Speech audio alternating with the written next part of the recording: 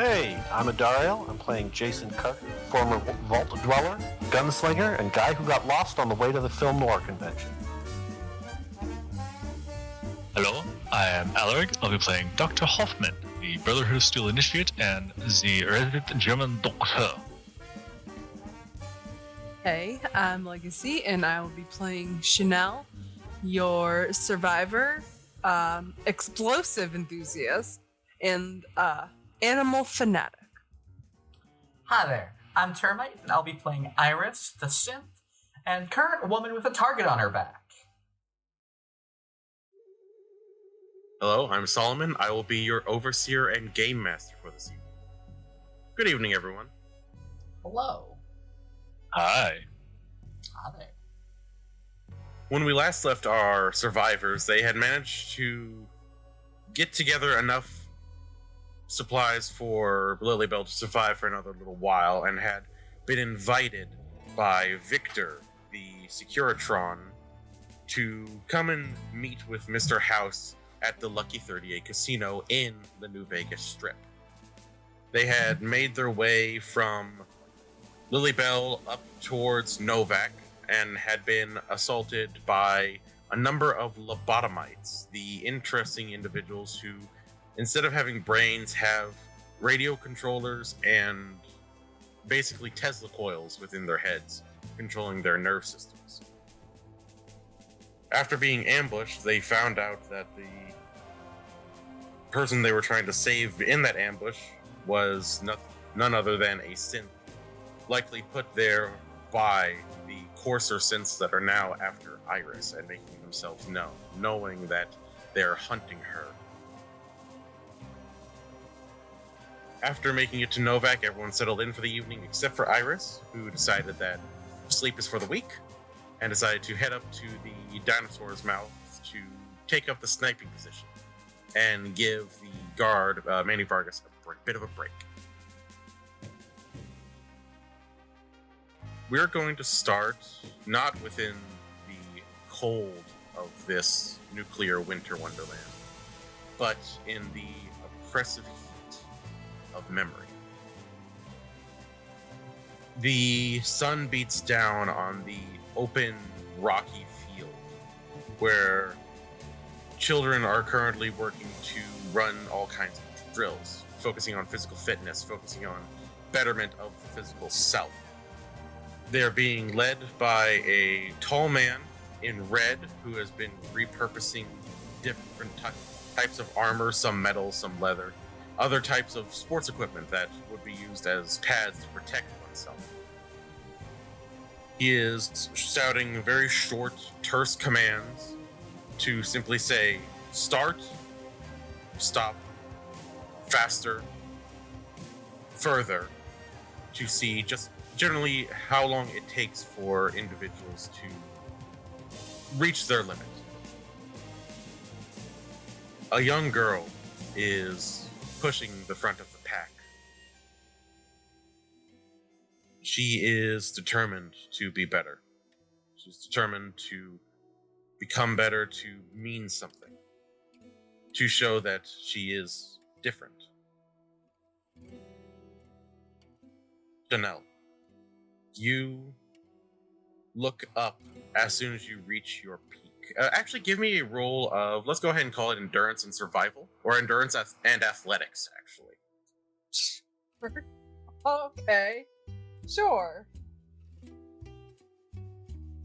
So endurance and Athletics.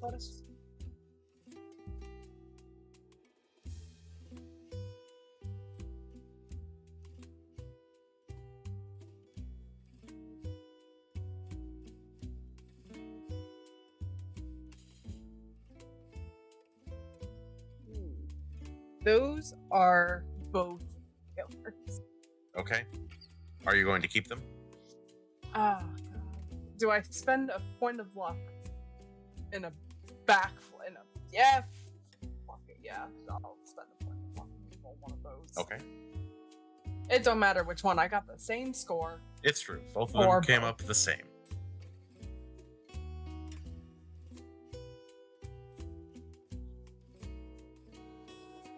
That is a success. Okay.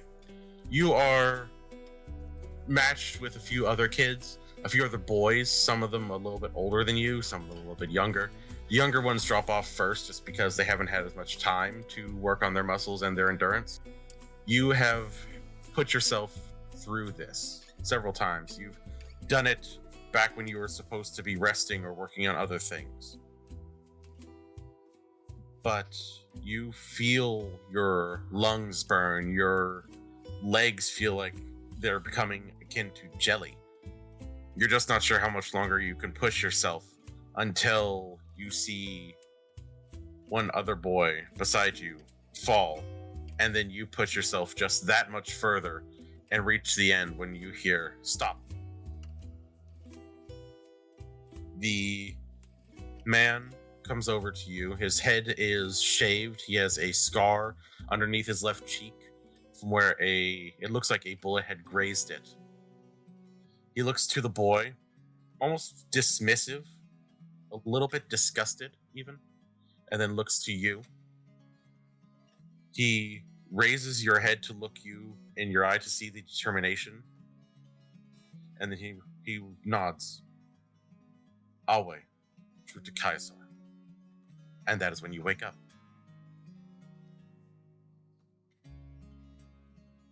You are currently in the little hotel room that you got given for free since you've been bringing so many things to Novak and running shipments for them. It is a little bit later in the day. It is a warm room thanks to your tinkering with the proton axe and making it into basically a space heater for the little condominium you're in. And Maisie is there just like on the bed beside you, sprawled out, head on a pillow, just like staring at you.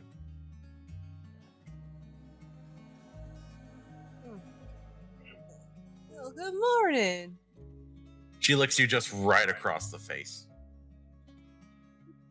But she's also giving you the kind of eyes that just say food. You are relentless. That much I can give you. Alright. And she'll kind of like stumble out of bed.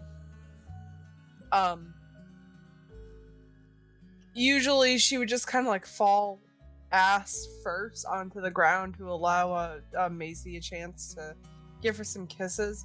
But there is something in her that just makes sure that she is like that. The moment that she rolls, it's a touch more graceful, and she lands directly on her feet and like shoots up.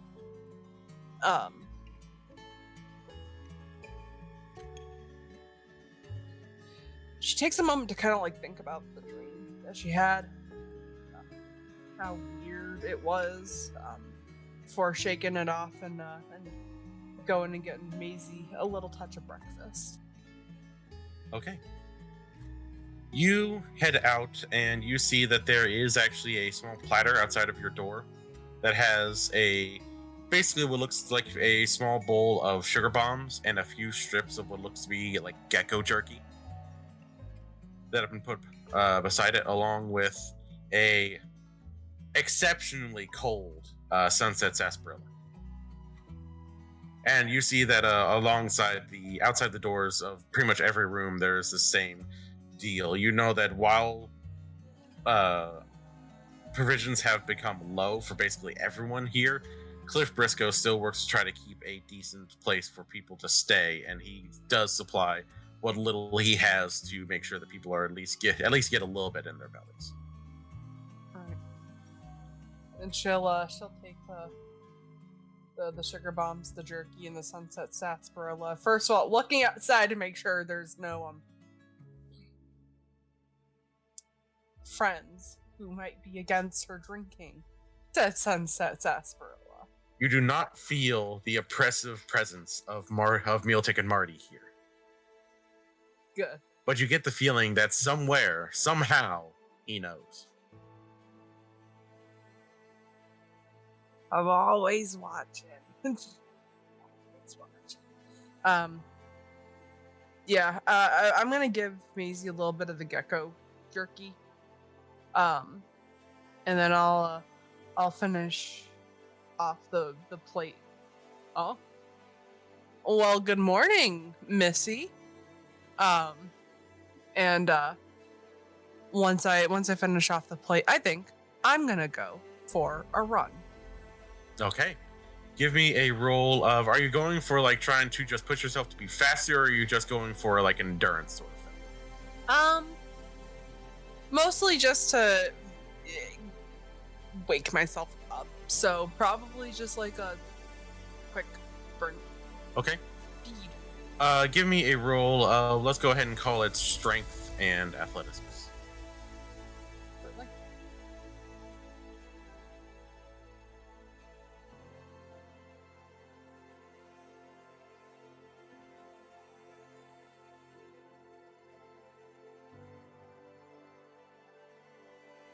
Both of those are a failure. I, for whatever reason, am not as quick as I was in my dreams. It is very different trying to run when it's hot versus running when it's cold, because the air feels like daggers in your lungs. Hate it. It's not very pleasant, but it still wakes you up, even if it's waking you up and you're just wishing that you could go back to bed now.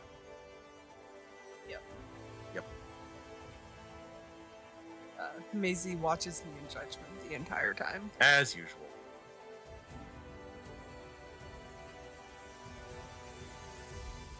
And we will go ahead and move along to everyone else waking up. Who thinks that they would probably wake up next this early in the morning?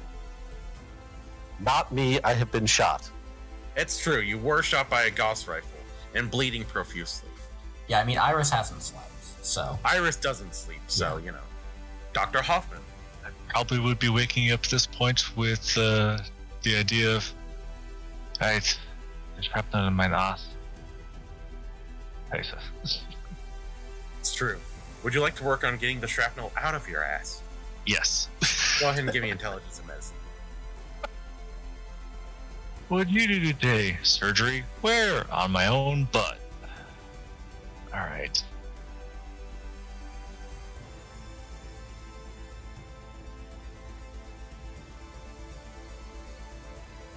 One success with a complication.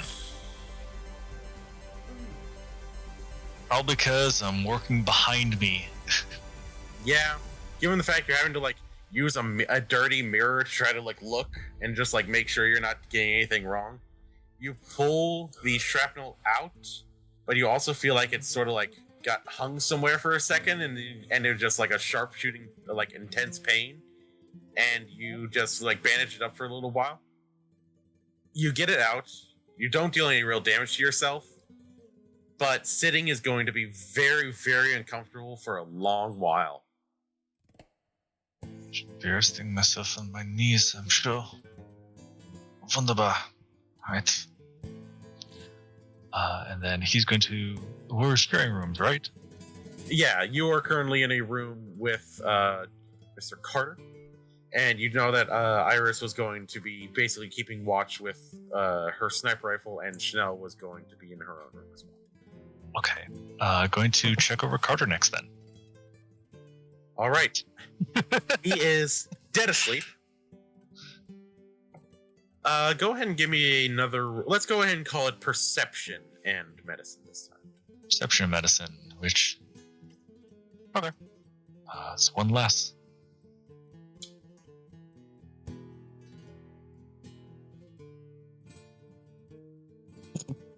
I'm going to use a luck point to... Can I reroll that 20? You absolutely can, yes. Cool. We're off to a great start. Wonderful stuff. I'd like to, not have... That's a success then. That's at least one success and no complications now. Jesus. So you fight down the intrusive thought of, I wonder what happens if I just poke right where he got shot. What if I put the Gauss round back? Truth be told, it went all the way through, so... Yeah, that thing's gone. He looks like he is fine. He's not really in any risk of bleeding again, unless he were to get shot again very hard. You pretty much just have to clean his... bandages and put them back, and he should be fine, if probably sore and a little bit extra tired, since the body is still trying to recuperate, since you didn't utilize a stim pack when healing him. I will work on changing his bandages over. If he wakes up, well, then he wakes up. Let's go ahead and make it a roll of endurance and survival for Mr. Carter to see if he wakes up during all of this or if he's just dead asleep.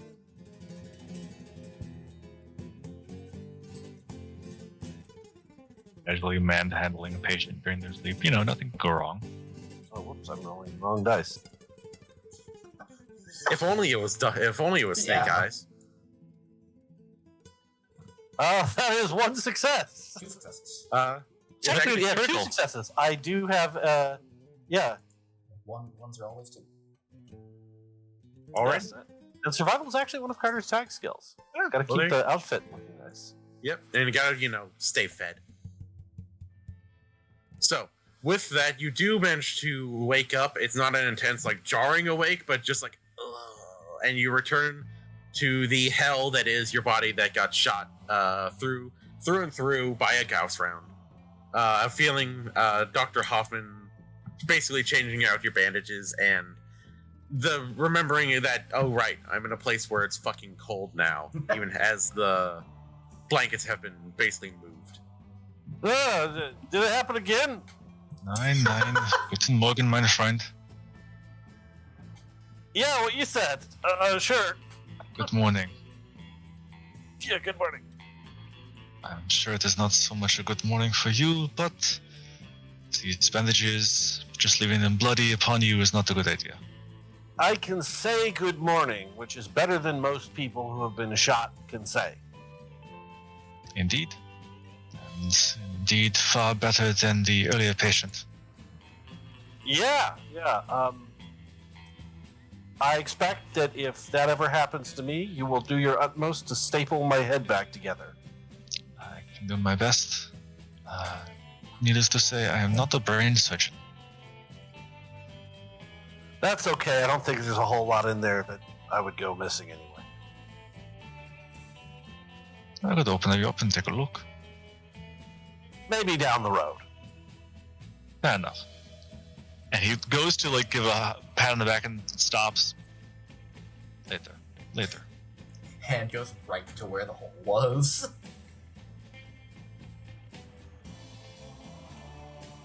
Iris, Hello. could you please give me a roll of perception and survival? Sure. Wow. Now. All right. You've been keeping watch for the entirety of the night. You haven't really seen anything too interesting. There have been a few Lobotomites and a couple of the Robo-Scorpions, as well as seeing these pale, almost icy blue geckos running around. But they haven't tried to make their way to Novak. They've just been off in the distance doing their own thing. You realize it's morning. And you probably should check on your friends that got shot up a little bit last night. You do see that Chanel is awake and went running today, which is probably something you haven't really seen Chanel do a lot of, given that she's usually just driving places. But yeah, she's just running, and Maisie is running along with her. And when she's having to stop and catch her breath, Maisie is jumping up and licking her face. Yeah, that tracks. As you would move to head down the dinosaur, you see that Manny is coming in to take back his position. Glad to have had a night off. He actually does look fairly refreshed. And you see that behind him is a older gentleman with dark skin, a shaved head, and wearing a dirty blue polo shirt and slacks. And he says, "Oh, good morning. You're Miss Iris, right?" That'd be me. Cliff Briscoe. Pleasure to meet you. And he just offers a hand to you with a wide salesman smile. Yeah, Iris will take that. Nice to meet you too. Really appreciate you giving Manny a night off. He's been basically running almost 24-hour shifts since, well, we lost our other protector. But if you'd like, I have a little bit of food. I did leave some with your friends outside of their condos, but if you're looking to have, wet your whistle or anything, I got something I can give you. And if you need anything, you can just stop by the store. We got a really good sale on the little dinosaur plushies we got right now. Oh, I should be all right. I got supplies. I can keep myself fed. All right. Well, if you change your mind or they need anything, you can just feel free to send them my way. All right, will do. All right. And you head out and see that Chanel is coming back from her. Nope, we lost the bear. Oh, shit. What? Yeah, we lost We're the bear. bearless. Yeah, I see that. Pardon us, folks. Technical difficulties. We'll There be it back is. There's momentarily. The HHS. There's the HHS in this. Take two? Take two. Wait, it's still currently loading. Yeah. Did Craig just go down? Oh no. Oh my fucking god, he's fucking dead. It was Death Claws. Deathclaw's got him. Now recording. There, there he it goes. Speaks! Hey. Cool. Sorry about that, folks. Yeah, that was weird. I don't know why he did that. Apparently, it's really not an HHS stream unless something happens. The Lobotomites got to him. Oh, god damn it. Yeah. But anyway, before we were rudely interrupted, you head on outside and you see that Chanel is coming back from her constitutional today, wheezing a little bit, but looking healthier. It almost seemed like it was natural to her, like something she'd remember. And Carter and Dr. Hoffman are making their way out as well. You both also see the little platter of food you have outside your door. It's much the same: sugar bombs, a few fancy lad snack cakes, yum yum deviled eggs, that kind of. Okay. Oh boy, all part of a balanced breakfast. I do not think any of this is balanced, but suit yourself. It's that More- fell on the TV. More balance than we've had in months. My good friend, Mr. Carter, the TV lies. Solomon, what are, Sure, the odds, buddy. what are the odds I can sneak up on them and scare the shit out of them without trying? Give me a roll of sneak and agility, and I would like everyone else to please give me a roll of perception and survival. I assume there aren't shadows or anything, yeah? There are not. It is currently fairly bright out.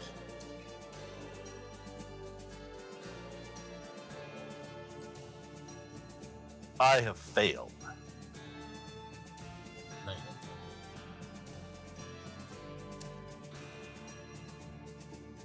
go. Adarael, I think you were looking at Alerg's roll. Yeah. Oh, Your roll was a you're, 6 and a you're 3. correct. You're correct. I have critically succeeded. Very nice. 3 One successes. success. Okay. I only got 2.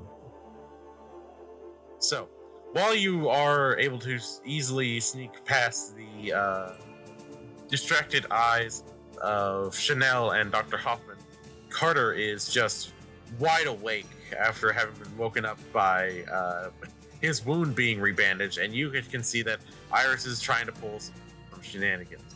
Carter will give a little nod and then look off into the distance. To allow this to happen? Oh yes. Okay. Yeah, Iris, Iris just kind you of can tell that he saw you, and he's letting it happen. Yeah, I mean, Iris isn't really doing anything. She kind of just walks over and just, stops, right between Chanel and Dr. Hoffman. You know, well, hold on, wrong voice. I'm pretty sure that barely counts as food, let alone balanced. Ah, Suddenly, Iris appears. Guten Morgen. Like I said, y'all can say what you want. This is probably the most food any of us have seen on a plate in months. I was not debating the quantity of the food, merely the quality. True enough. How did you... You didn't sleep, did you, Iris? Still don't do that. I do not know everything about you. I only recently learned you're a robot, remember? Well, it's been months, but still. I'm gonna call them friends. Were out there. Solomon, I forgot to write this down. What city were they heading to? It looked like they were on the path to Boulder City. Boulder City. It looked like they were heading towards Boulder City. I would not consider them friends in the slightest. Even in the most ironic of ways. Well, I mean, I guess technically if you want to be really ironic, you'd be closer to like cousins. But that's complicated. As most blood feuds are. But yeah, they were heading towards Boulder City. They knew where I was and they were watching me. I don't know why. That's not supposed to be their job. And if you do not mind my prying, what is their job? Most likely to reset me. Or just kill me. One of the two. Have you ever considered you might have latent programming that could be triggered at a later time that would cause you to go on a murderous rampage? Less murderous rampage, more completely wipe my memory and reset the factory settings. Well, that's way less interesting. That's, which does kind of bring me to a point. If anybody tells you they have a message for me, do not let them deliver it directly to me. Ask them to recite it to you first, and if it seems like a weird code, do not recite it to me. So, like, they could say something and it would trigger it, like if they started reciting a poem or something? It's a very specific thing. I don't know what mine is. Actually, I guess would I have an inkling? I assume I would. No. The only ones that actually understand like what their codes are coursers, who understand like if their words have to be said to them, then something's gone horribly wrong.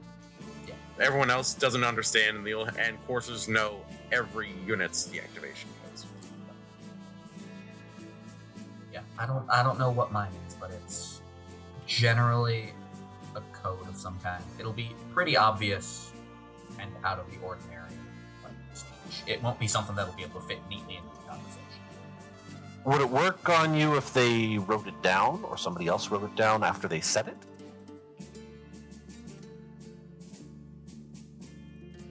You know that it would not. It is a voice activated Okay. code, but it has to be a like organic voice saying it. So like if it was said to you by a Robotron or anything like that, no, it wouldn't work. If it was said using a recording, it wouldn't work. It has to come like directly with the same intonation as someone speaking to you. Written down, basically any sort of synthetic isn't quite the right word, because kind of gestures of herself. But anything like that isn't somebody saying it. So even like a recording or a robot saying it won't trigger it. But so yeah, it being written down is fine. Okay. And these cursors are not robots. These coursers are like me, which is a very complicated situation. They're like So that. they feel pain.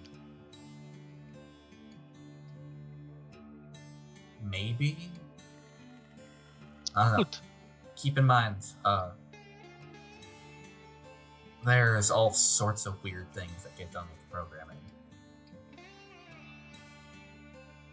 But I would assume yes, unless it was specifically like cut out of them, which isn't out of the realm of possibility. Well, that is a shame.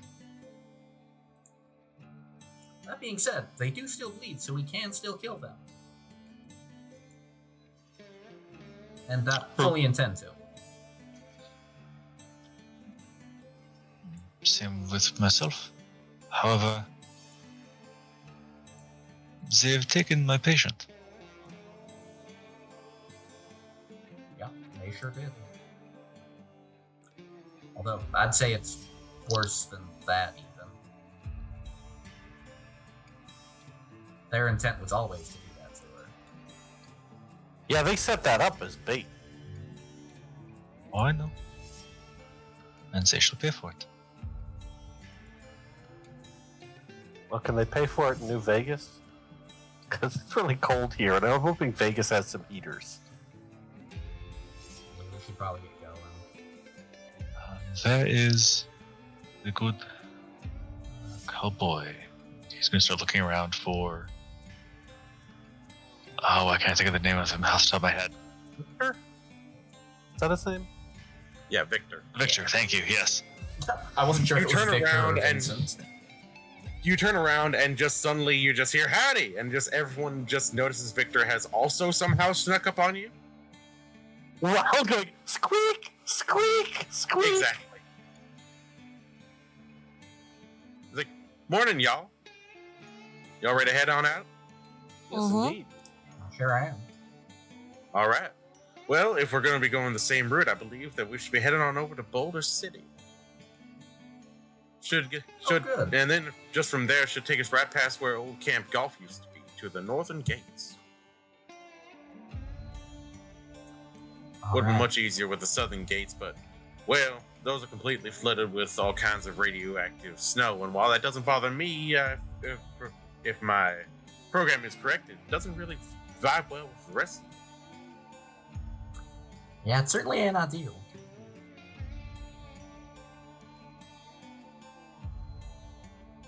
Well, So, I'll be outside if y'all want to go ahead and grab anything or got any other business to take care of. Feel free to do so. I will be waiting. And then he just scoots himself along to outside of the gate unless stopped. Wow, he sounds like a really threatening seesaw when he does that. What? Wait, Victor, I've got one more for you before you go. Oh, I gotta hear this, and just like slowly like works to turn himself around. Let's hear it. Yeah, I lost it. I'll tell you later. Ah, okay. If it'll come on back to you, and he just like then just turns himself around again and heads on out of the gate. how many times do you think we could get him to turn around like that without actually going anywhere? I bet if we taped some caps to like the outside edge of his ski, he'd turn in circles, bending over trying to get them. You waste precious caps on that. A good laugh is worth a cap. Speaking of cats, I need to go see if I can buy any more rounds. Yeah, I'll running head low with on you. bullets. Oh, the woman who owns the junk shop, right behind us, she's got the cutest dogs. She might have some stuff. Worth checking out. All right. Oh, by the way, Carter, if Mr. Briscoe tries to sell you a dinosaur plush, recommend against buying it. We really don't have the funds or anything to spend on that. And I guarantee he's going to try. I will bear this in mind.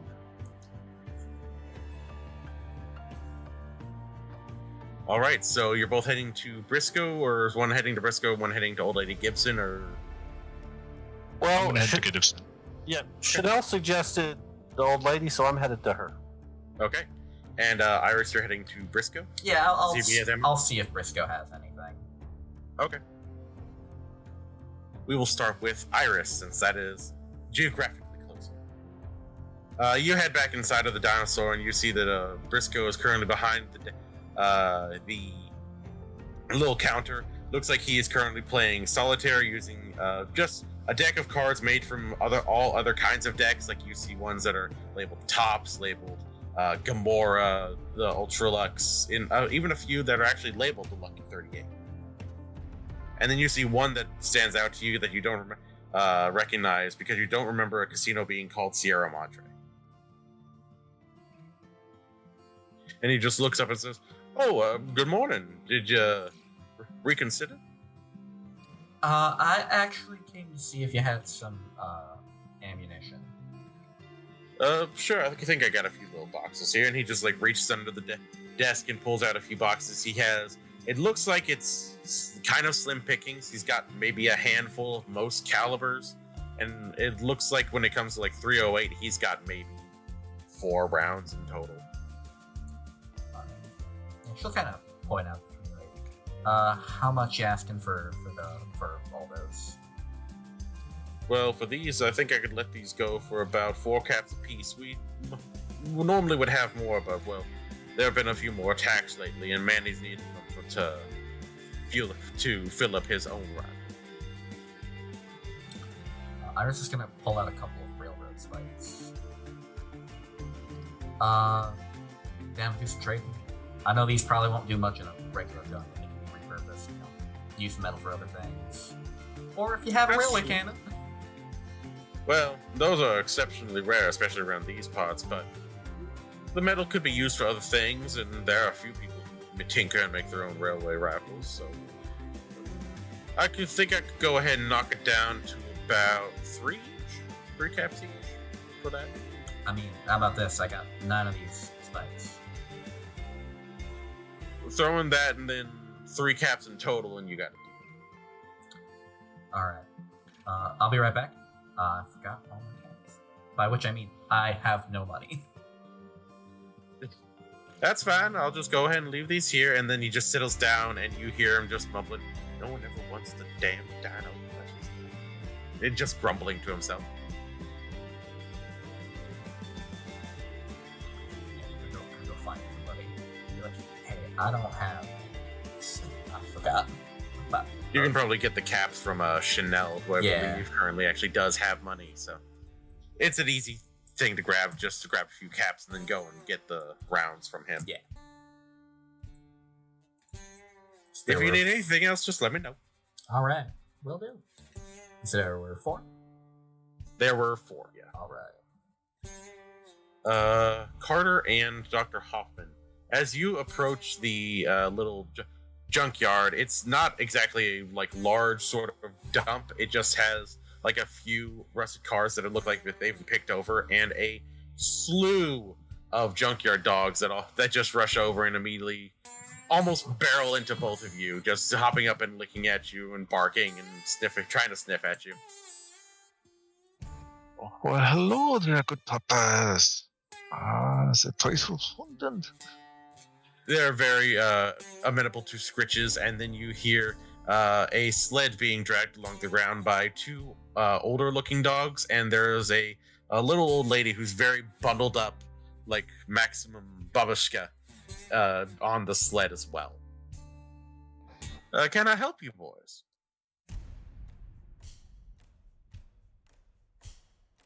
After you. Hello, we are looking to try and see what you have. We heard you are good with trading from our good friend Chanel. Oh, you're all friends of Chanel. Ain't that nice? It's so good that she finally brought along a few friends. We've talked to her plenty, but we heard good things about other people in Lily Bell. What are your names? You can call me Old Lady Gibson. Everyone else does. Hello, good Fräulein Gibson. My name is Dr. Hoffman. Jason Carter. That's an interesting accent you got, Doctor. That is because I'm not from these parts. I suppose that's fair. A lot of people coming in here hoping for a better life, but ever since the weather took a bit of a turn, I don't see how that happens. But good to meet you. So what exactly are y'all looking for? Mostly what I got around here is old parts from cars, a few slim pickings from the old Repcon facility ever since that really nice glowing individual and his kin took off in those rocket ships a few decade back. But we got a few things here and there. It just depends on what you're looking for. I do not know in truth exactly what you all sell. Do you mind if I just take a look around? See Well, if I can feel find free. something?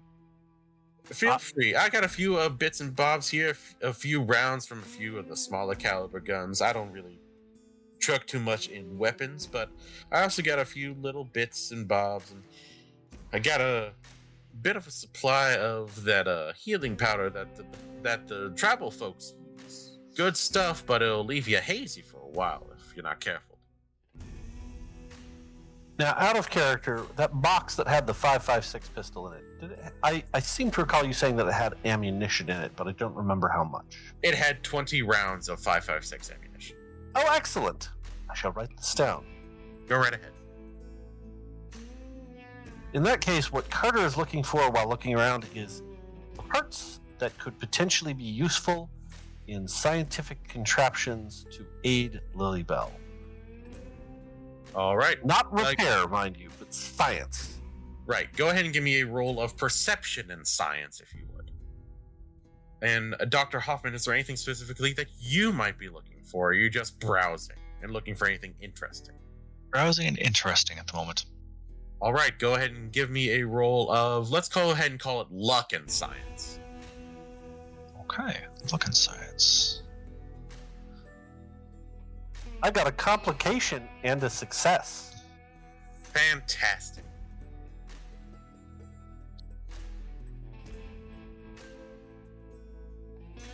Two successes. All right. Starting off with Carter, you look around and you're just looking for anything that could be used for scientific help. You do find that there is something that is labeled like it came from the Repcon facility, and it looks like almost like old thruster parts that could be almost repurposed into an engine, but they're incredibly rusty. So something would have to be done to sort of refurbish them. And they almost look like it'd be almost a little bit brittle if you weren't being very careful with them. Still worth it, because I've got all this junk that I need to trade. Fair enough. Dr. Hoffman, you are looking around and you find something interesting. You find this, what almost looks like a sort of like a backpack, but it has what looks like aerosol sprayers that would be almost like attached to one's arms or almost like in a sleeve. And you recognize this as being almost like a cobbled together version of a stim pack diffuser. So the effects of a stim pack could be aerosolized to be spread to a small group as opposed to having to inject it into one person. You're not sure how effective it would be, or how many uses you could get out of it before it might just break down, because it's not made by MedTech or WestTech or anyone official. It's very cobbled together, but could be useful.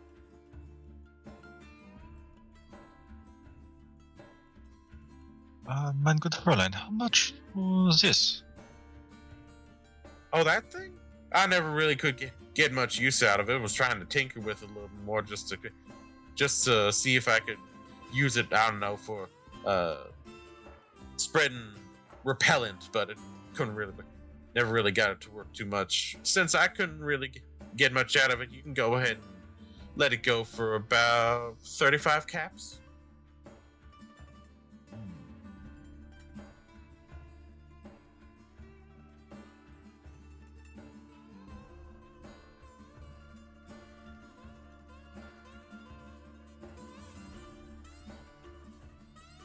I apologize, my good Fräulein, I do not have that much. And I do not think what I have in the possible trade would be enough. Well, that's just fine. I'll tell you what, since you showed a bit of an interest in it, I will hold it, and should you come back this way, I'll go ahead and we can reconvene this conversation. Okay, Shane. And can I help you, fine dress, sir? Rocket! Ah! Sorry. I want it. Ah, what are the Repcon parts? Yeah, I figure I could go ahead and let that go. It's been a while since anyone's coming around for anything from Repcon, so let's go ahead and say 25. One moment. He digs around in his backpack. He has 12 units of junk and 2 bottles of whiskey. Well, the 12 units of junk would get you up to 24 caps in total, because it's 2 caps per unit of junk. He would be happy to trade the junk because he is tired of carrying it around. That's fair. She will, as she is a junk dealer, she pretty much is very happy to just take the 1 cap loss to have more things that she can sell. Perfect. Thank you very much, ma'am. Anytime. You just go ahead and come on back if you need anything else.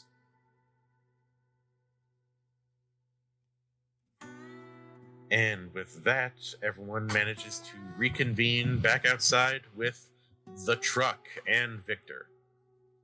The truck and the robot. Yep. So Y'all get what you... just real quick, how big are the thruster nozzles? They look like they're about 10 pounds, just of total. They're not something that could be used to like heat up everyone's home, but you could especially heat up like the mayor's office where everyone can gather. So at least there's one larger building that's heated. Or theoretically, I could design something to accept a fuel nozzle and strap them to Chanel's car for a rocket booster.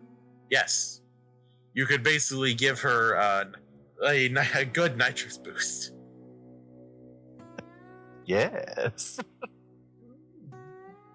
My friend Mr. Carter, you have such a way with words. Well, I do my best. Not seeming to realize that his best is terrible. Alright, well, y'all want to get going? I imagine we're going to have... I can't imagine the things that are possibly waiting for us in Boulder City are going to be all that great, so... No, we should hit the road. Spend the time scrubbing off these thrusters, I guess.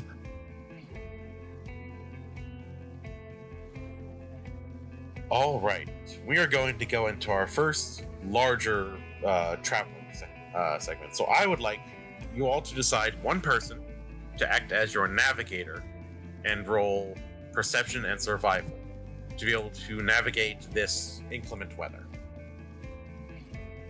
Sure sounds like Chanel to me. For perception survival, I have a total of 8. Yeah, I've got 10 and it's a tag skill. Look at 8. Got 9. Hey, Yeah, it's Carter. I think Carter's our navigator. Chanel's just driving. I'm our driver. I'm the what's it called? The taxi. You're our chauffeur. Somehow, his normal fedora he has replaced with a trucker's hat that he had somewhere with like a Maxon Industries logo on it, like Fusion Co. or something like that, and he is taking his duties seriously as though he were a rally driver navigator. Fair enough. Go ahead and give me the roll of perception and survival. And Chanel can go ahead and give me a roll of perception and drive. That is going to be 1 success. Okay. You mean pilot? I do mean pilot. That's a taxi. Fantastic.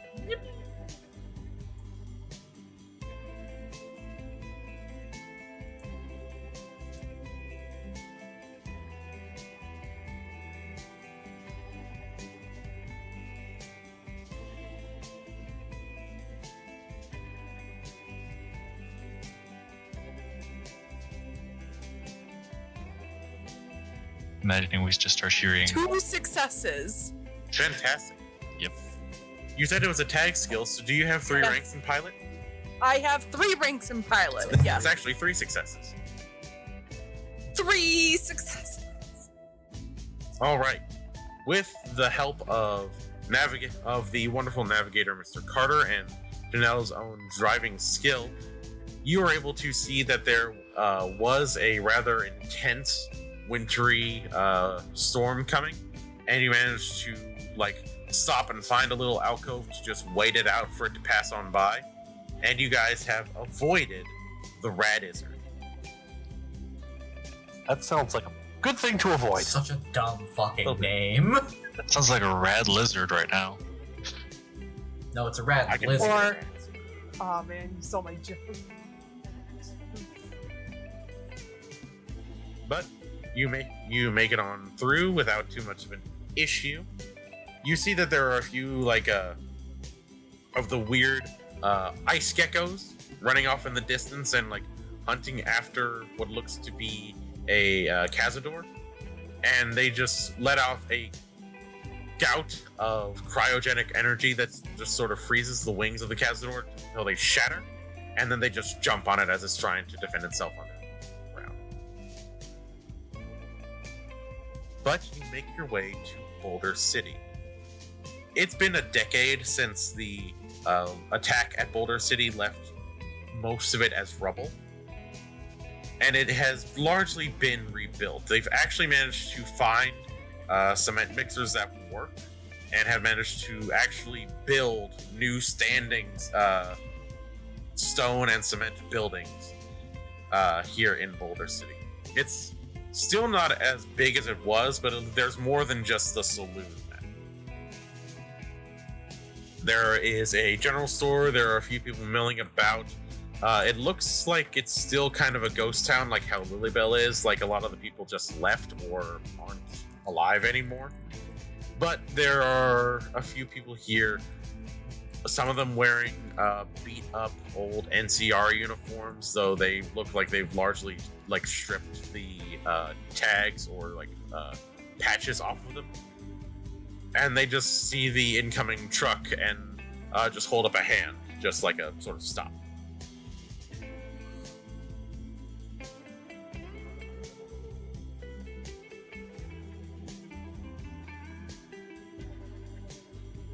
As you bring your truck to a stop, they each one of them, one looks to be a sort of shorter, more stout but strongly built woman who is currently wearing a red beret and aviator glasses, who is joined by a man with darker skin than her own pale tone, and is holding a 308 rifle where she's holding a service rifle. They just come to either side of you and just look up at you and say, "What's your business here in Boulder City?" Are passing through. Passing through, huh? And she just sort of like looks at you and then just sort of leans a little bit forward. So you're gonna be stopping for a little while, or are you just driving on through completely? Chanel, she's flirting with you.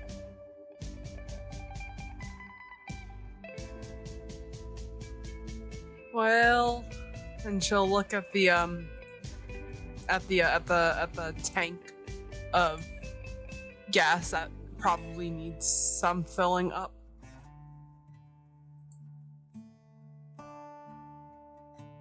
I think my compatriots and I could spare a couple minutes.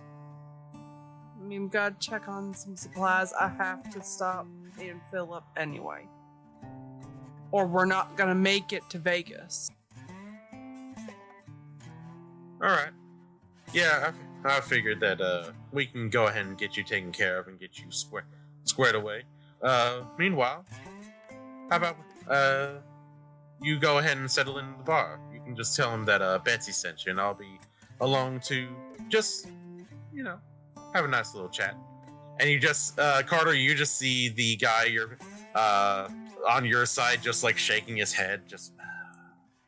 Iris is 100% with him. Thank you, Miss Bessie. Anywhere fast? You just go ahead and park out by right beside the tavern, and I'll make sure that no one messes with the truck. Oh, browser. Well, Aren't you just mighty kind? Thank you again. It makes our job just that much easier. Anytime. And she just looks over and says, "Hey, Jack, let's go." And he just looks up and at Jack Carter with a, "I'm sorry, she's my commanding officer." Why are you apologizing? She's a lot. It's a weird way to say lesbian, but sure. That's unrelated. Is it? Yeah. Maybe. He just thinks for a second and then just decides to drop it as he just follows her after her. You're able to park beside the tavern and head on inside.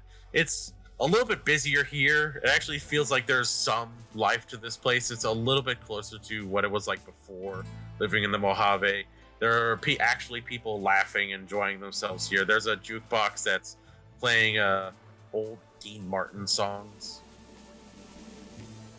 And there is a man running the bar who's currently just polishing a glass and looks up and sees four people he's never seen before. Victor stayed outside since he can't drink because he's a robot. You're saying they don't serve his kind here? No. We can't say that. And he Please just, cancel but the us. bartender just looks up and looks more curious than anything else.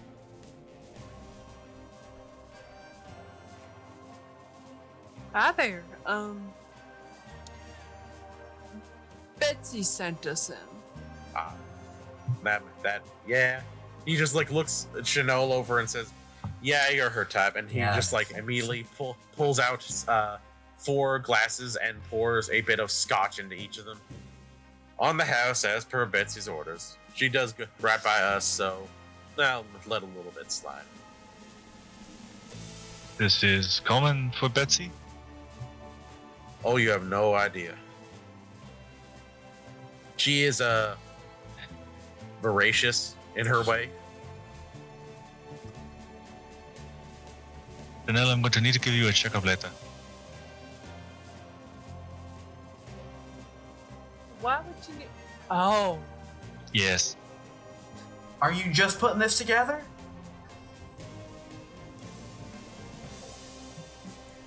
I don't know. I mean, I've been told that I have a natural charm. I just thought that she was That's- trying to be... That's not what I'm saying.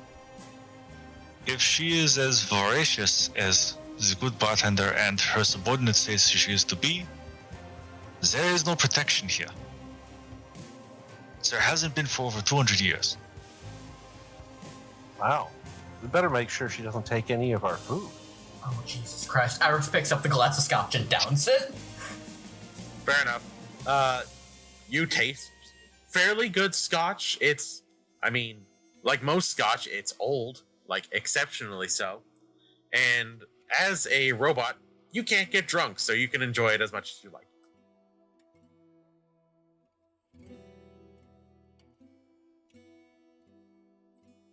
Everyone else, I will allow a number of drinks equal to half of your endurance score before you have to worry about getting drunk.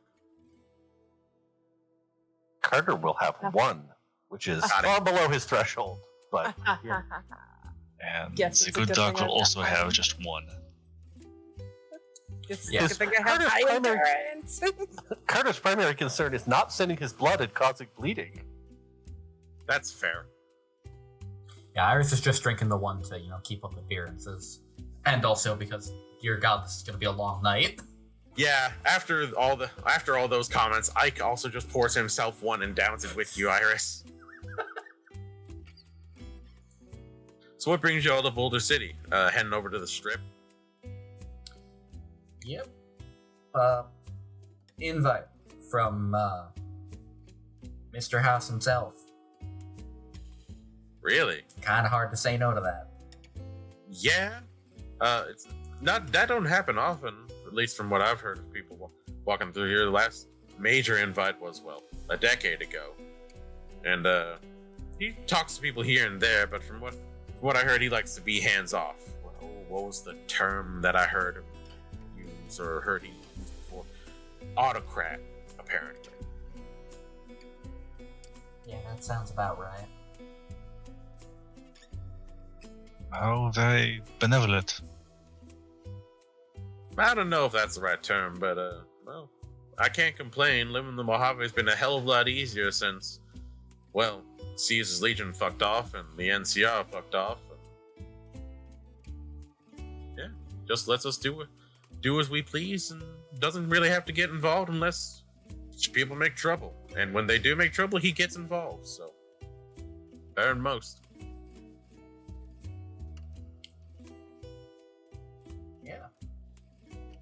Yeah. Did the Legion and the NCR have much of a presence over here? Well, the Legion basically disbanded after 1, the defeat at Hoover Dam, and 2, the assassination of Kaiser. Interesting. NCR, however, I haven't really heard a peep of them since Hoover Dam, basically. We got Betsy and Jack of Spades out there, but other than that, don't really see too many people flying their colors anymore.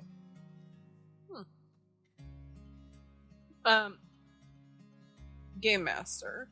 Yes. How long ago was Hoover Dam? It was about a decade ago. It's 2291 right now. The events of the Hoover Dam took place in 2281. No. Hilariously enough, I don't remember a whole lot about Hoover Dam. I was young when it happened, so. Probably for the best. It was a major bloodbath, and honestly, us people who have been born and raised here getting caught in the middle between the NCR from the west and the Legion from the east, it was a mess. It has enough concrete to pave a strip 16 feet wide and 8 inches thick all the way from San Francisco to New York City. You're just full of fun information, ain't you? Yeah, I learned it in school. Yeah, they really What's at school? something that stopped existing a couple hundred years ago. Well, some places got their own schooling. A lot of us don't have the privilege of getting to go into some building and read books all the time. Yeah, something degrees. The hell's a degree? They, I just found out what a degree was like a year ago. It's typically what they measure temperature in. I mean, it's that I'm cutting you off and he just takes your glass. Okay, new rule. Dad jokes get your booze taken away. You're right. Alright, fine, I'll refrain for now.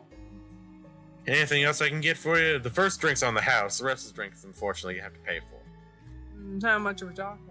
Depends on what you want. Most of the harder stuff is about 2 caps a shot. Everything else, beer, anything like that. I'll give you like a 6-pack for a couple caps. If you want anything mixed, sorry, I don't really got much to things like that. The same for the Atomic Wrangler. I can give you a rum and nuka if you really want.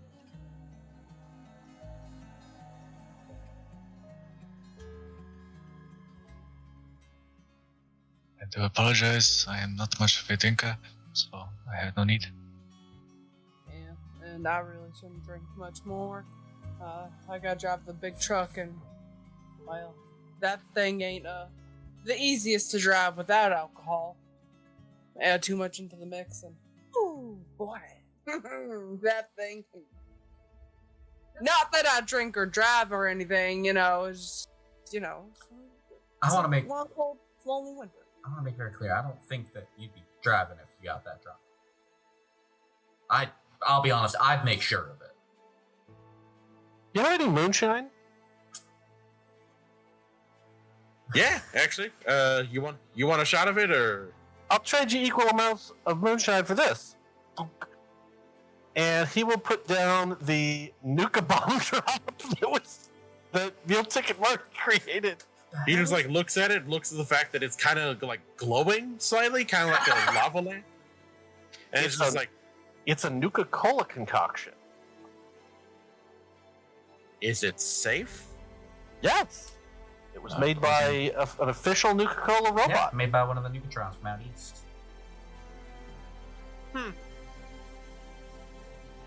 Just because I am morbidly curious? Yeah, sure.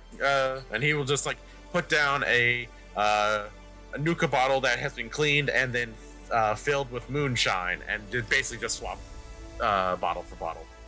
Excellent, thank you. Puts down a bottle full of what looks to be water. And makes an excellent solvent. I could use a bathroom, but that would be about it. Just right over there, and he just points to a set of doors. One that has a figure that looks more feminine, one that has a figure that looks more masculine. If you're looking for something that caters to either or anything else, there's another one down the hall. Nice. This is good. All right. And then Iris. Yo. You hear Caps clink down beside you, and you just hear a voice saying, "Next round that they make is on me." Yeah. Yep. And you look over and you see Jack of Spades.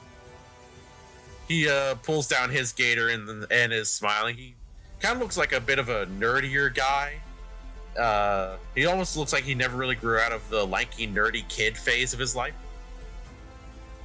And he says, "Yeah, that's for taking care of, going along with Betsy's flirting.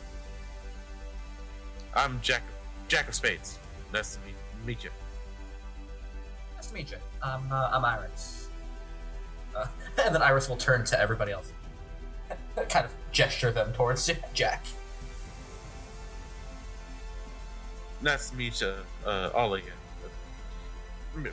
Miss, if Betsy comes on too strong, just let me know. She's been lonely lately, but she's a big girl. She can handle this. Don't worry about it. Chanel can handle I herself. can handle it. I'd rather not go into more details than that. Your funeral. Just hear from behind closed doors. She can handle herself. You're very confident. That's a good thing, at least. So, heading over to the strip, yeah? You all willing to take someone else? Is there room in the truck for someone else? There's room in the truck for maybe like one or two more people. If you try to put any more than that, it'd be cramped. But you probably could fit everything. As long as they're not a super mutant. Yeah, no, don't worry about that. I got business over at what used to be McCarran. And getting there is easier when you got the strip. I hereby volunteer Chanel's truck. We asked the owner of the truck before we volunteered the truck. If you don't mind me asking, before I go and offering up a spare seat, what business exactly do you have? I left a photo there that I was hoping to go and grab. It's sentimental of when we were all as a unit.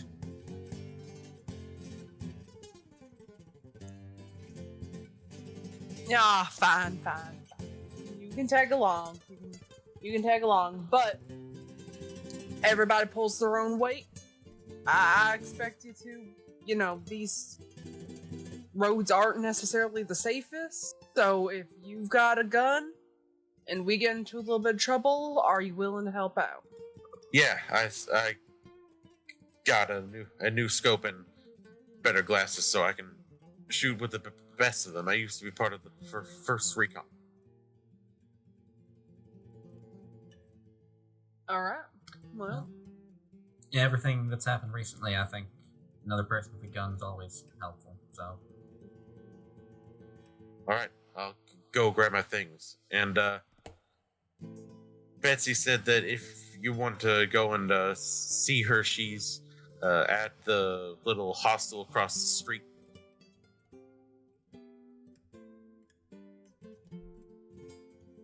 And Chanel's just going to back the rest of her drink, crack her knuckles, and say, I'll be 10 minutes.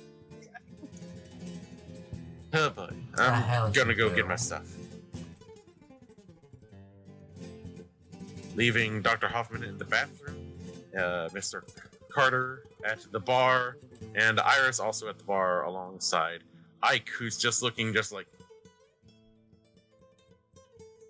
There's no way in hell she's coming back in 10 minutes. well, yeah, probably not. Inside the bathroom, you all just hear 9.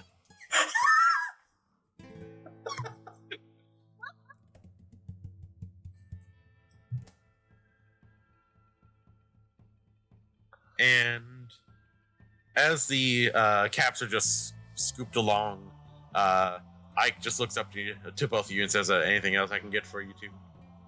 No, thank you. I'll be alright. All right, and then he just looks past you, Iris, and says, welcome, what can I get you? And you just hear a slightly deeper, gruffer voice say, I'll just have whatever they were having. And he settles in beside you, and there is a familiar, very large, bulky figure that looks like he's eating better than than anyone in the Mojave probably is or has for a long while now. And he just looks to you, Iris, and smiles and says, we need to talk. And Is that's this- where we're going. Which bulky figure is this? A certain bulky figure who used to wear a black coat and is currently not wearing a black coat. We need to talk. Iris, right? That's what you go by now? Yep, that's what I go by.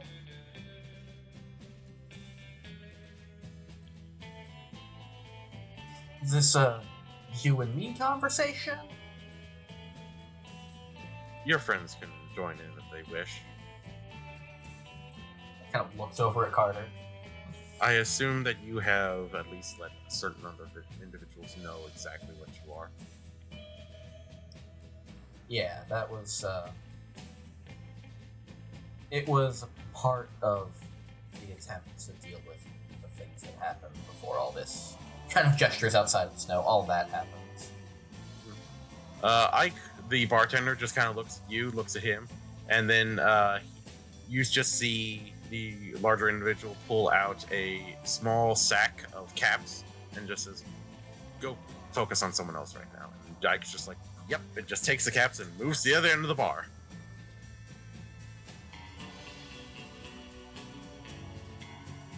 Well, I'm sure that you know what I am, why I'm here, or have an inkling. Well, see, I know what you are. I don't know why you're here. Well, standard procedure, at least from when you were within the fold, was to send us out to bring you back. Uh-huh. Things have changed. In the past decade, we have lost father and accepted a new father into the position.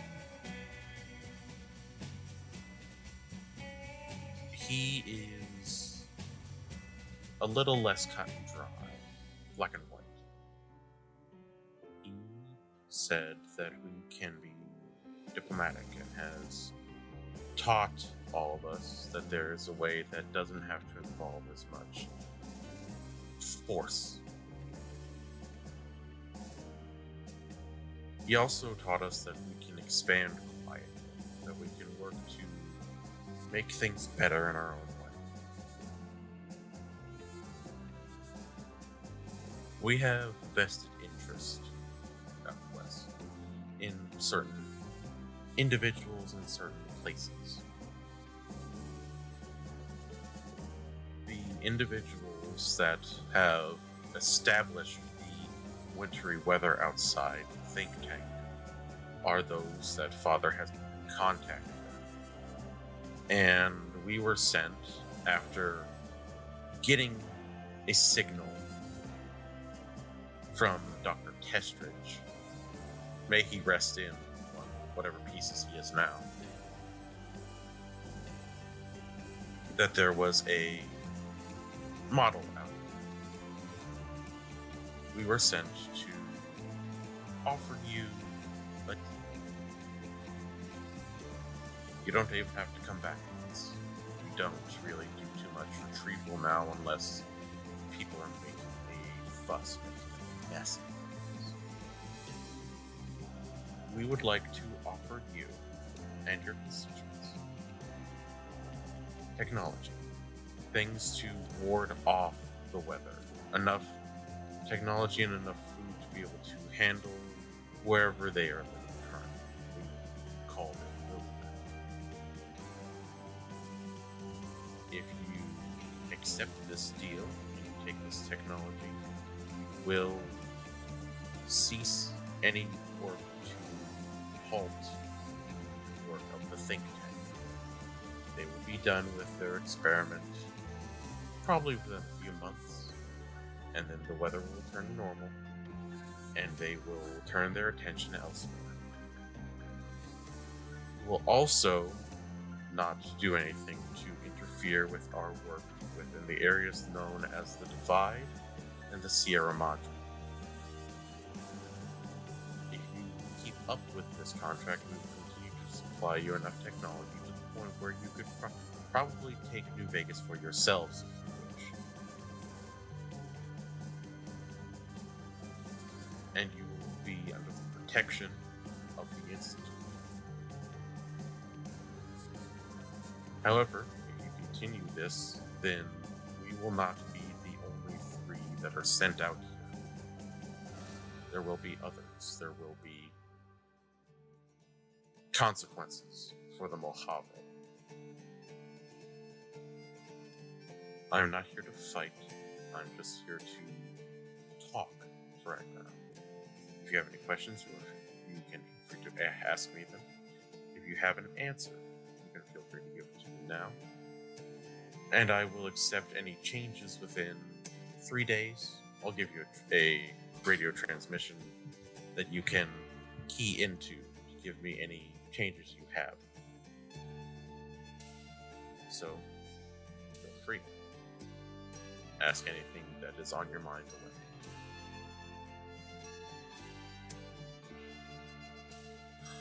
Why set up the whole situation with what happened yesterday if you were just trying to talk? That was my associate's doing. She has a unique outlook on entertainment. It's not to my taste, but we also had a model that was undergoing severe deterioration of their mental facilities, given that they had tried to walk through the glowing sea. That much radiation affected them. The radiation shielding we had for most models was overwritten by something that she saw, something that she got in close contact with. So she was repurposed.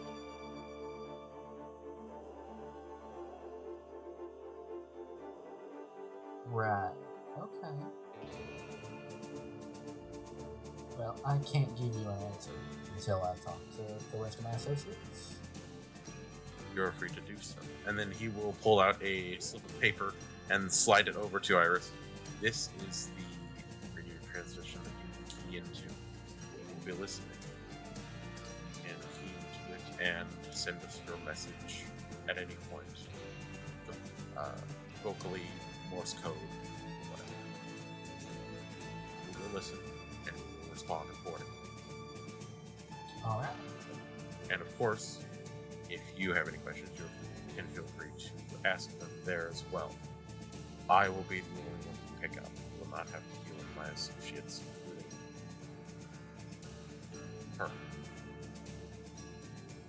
Okay. I'm sure we'll be in contact. Good. Have a good rest of the evening. And then he will turn and stand up and will just walk out the door.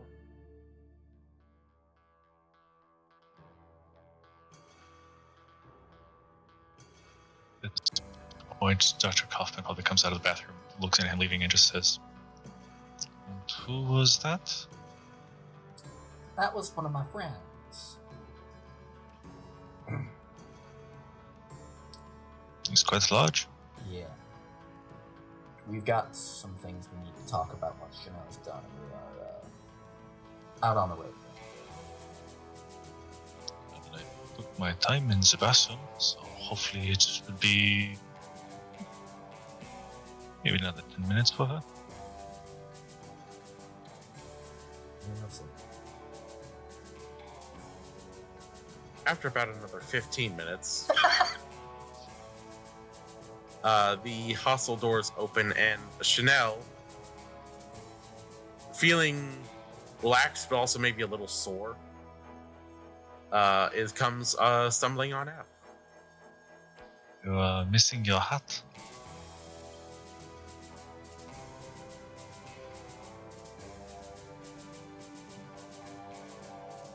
Much better. Iris, you just see that Maisie just is looking up at you, then looking over at her mom, and you swear you see Maisie shake her head.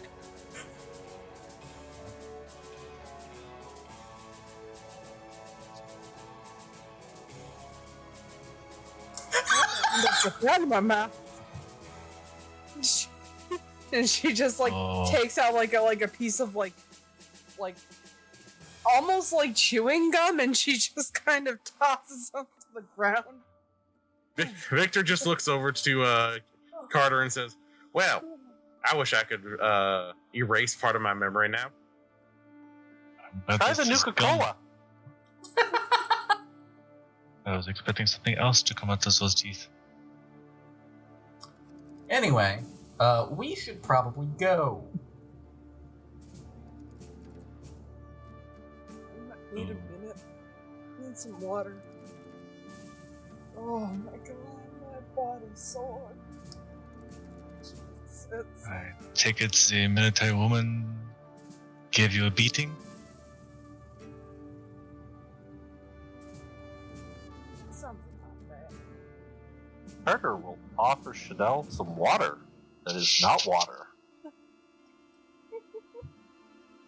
God, thanks, Carter. I really needed some water after. Oh no, you drank fire.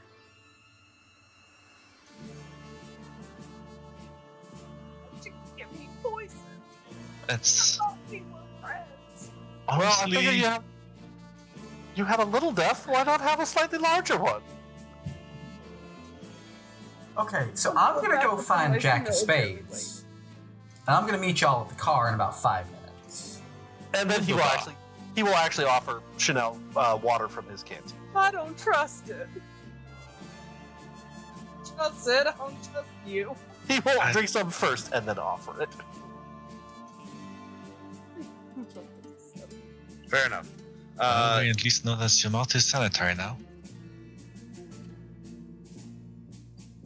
Iris, you find Jack of Spades. He is making his way to you with a large, like, military duffel bag. Oh, hey, are we heading out soon? Ideally, yeah. Cool.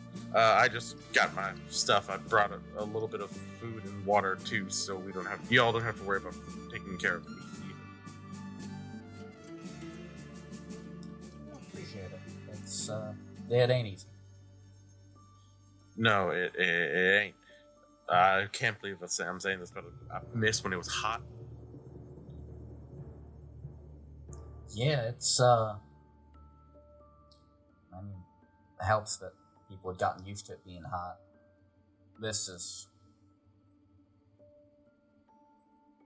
it's a lot harder to adapt that quickly. Anyway, that's I'll just be in the back. If you need me, just call. Yep. And he just climbs up into the back of the truck. And you all are able to head on your way north out of Boulder City. Just out of curiosity, out of character, would you like to have the conversation now or at your next stop, which should be at what used to be Camp Golf? I figure we can have it now. Okay, feel free. While Chanel also gives me a roll of perception and drive, or perception and pilot. So we, well, I had a visitor while we were sitting in the bar. Good news, they're not trying to reset me. Bad news, they want us to stop doing what we're doing, or there's going to be more of them.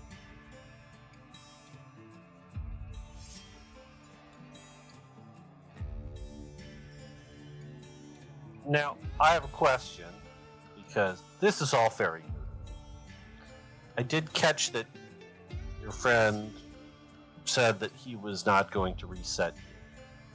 But yet they are out here following you.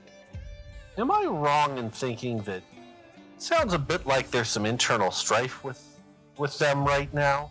Maybe the ones that are out here, or at least him, doesn't have the ability to reset you? That might be a part of it, but I think it's more that,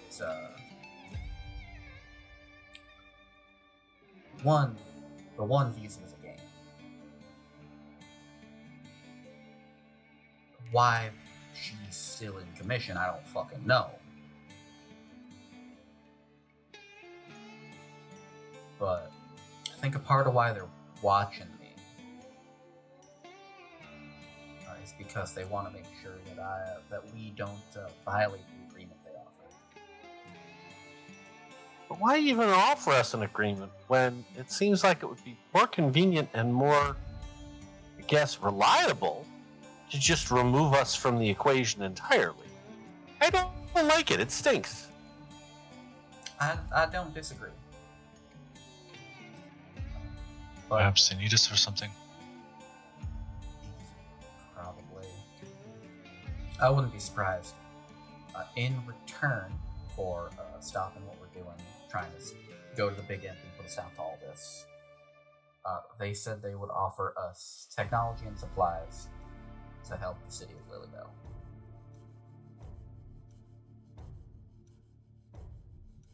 Useful. Yeah. The next part is the part that is strange to me. They said that as long as we keep doing what they ask, they'll keep sending us technology and supplies. And specifically said that after long enough, we might be able to take the script for ourselves.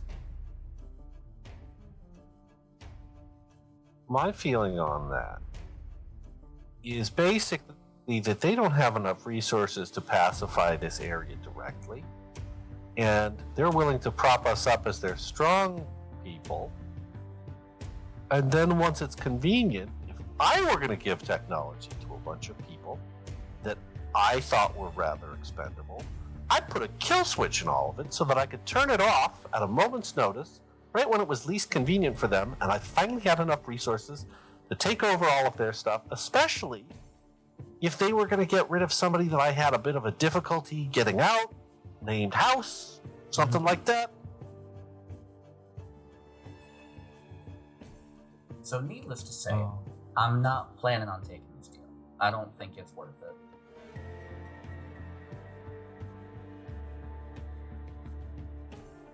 I don't trust anybody that makes it this cold. Oh, that's Mother Nature in many ways, but Yeah, but that's not people doing it. That strikes me as really bad and potentially long-term catastrophic.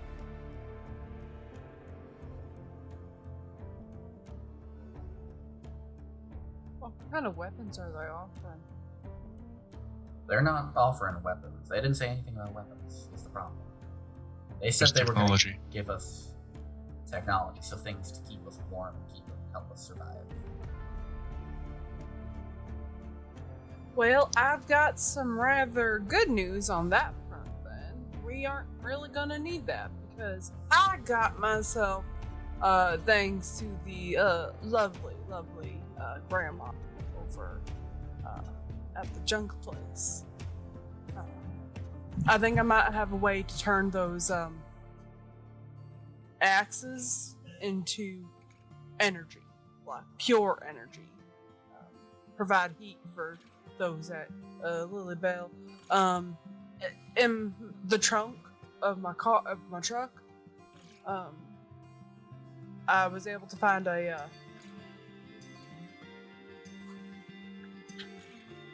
machine that might be able to help if I'm able to tinker it enough, play with it a little bit. Might be able to turn the heat of those big old light shining weapons and turn that into heat that can stay for a long period of time. I just need to be able to tinker with it a little bit more. If I'm able to make lasting heat supplies, that'll make finding food easier. We wouldn't have to take them up even if they offered us shiny. Because your shiny is fairly unavailable when it comes to running the power. So. Well, when it comes to technology, I'm more than willing to admit that it is hard to be easy to. So y'all know how those shots seem to come out of nowhere? Yeah. Intimately.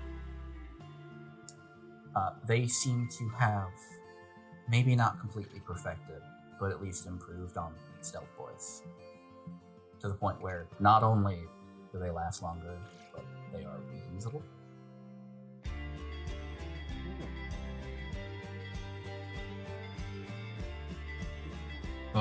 So they can see us, we cannot see them, and they can shoot us from hundreds of yards away. Yep. I just Wunderbar. don't get it though. What do they want with us? A puppet. Something to dance upon their strings. It's gotta be more than that though, because if they wanted a puppet, they could have found just about anything. You said there was a woman among the group who the leader that you spoke to did not agree with, yes? Yes, though I don't know if he's still there. The contact then. Yes. He might just be the one that goes out and talks to people. Because he's not a sociopathic murder person. Well, the sociopath, I would bet in all caps I could earn for the rest of my life upon as being the one who organized the trap with the grenade. Oh, absolutely. Apparently, the unit that they used was deteriorating. Tried going through the glow and see.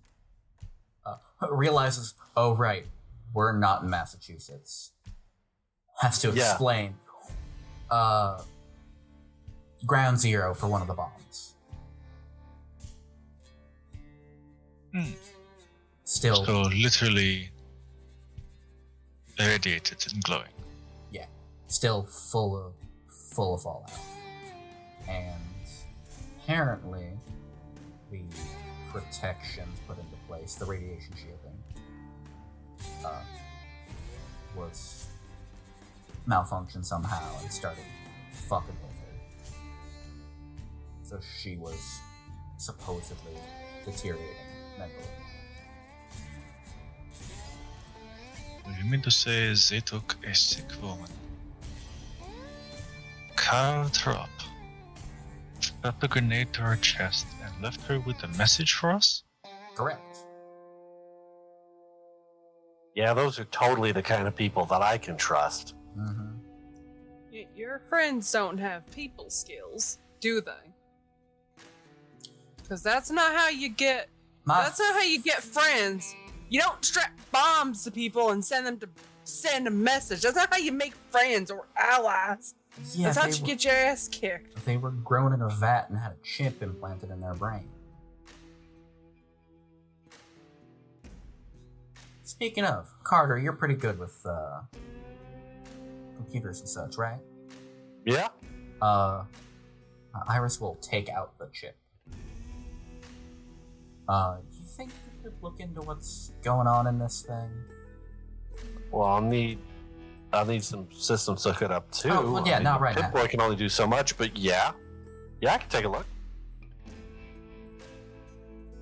If nothing else, we might be able to get a better look of what was going on with her. If anything they said about her mental state is true. Well, hopefully, our invitation by Mr. House might include access to perhaps slightly better technology for analysis than we might find in the bed of a very comfortable but perhaps limited truck. Let's hope. Also, kind of going along with that, if I drop dead, I want you to root around my brain until you find one of these and crush it. Okay. That's kind of directed to everybody. Agreed. That is perhaps the third strangest request that I have received, but yes. Do I want to know what the first two are?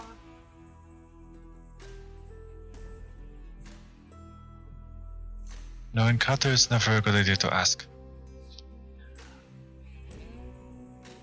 I almost wonder if it would be possible to renegotiate, but if we have a general agreement saying no, then there is no need. Well, there is the opportunity for that. I just didn't want to try and do it because I'm not good at talking. We have a radio frequency we can reach out to. And according to the gentleman that spoke with me, who I don't know if he's telling the truth or not. He's the only one that's gonna respond or potentially even hear it. The others might be listening, but it might be worth trying to contact him and see if we can get him onto our side. I would wonder if he is so inclined to perhaps live up his compatriot's head on a platter. See, I wouldn't ask that of him because I want to do that myself.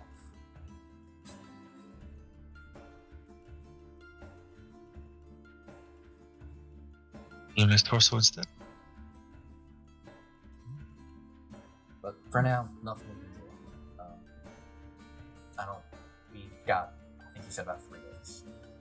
So. Alright. Let's see what Mr. House has to say first. It could be that we are given the missions that goes directly against. That doesn't seem unlikely.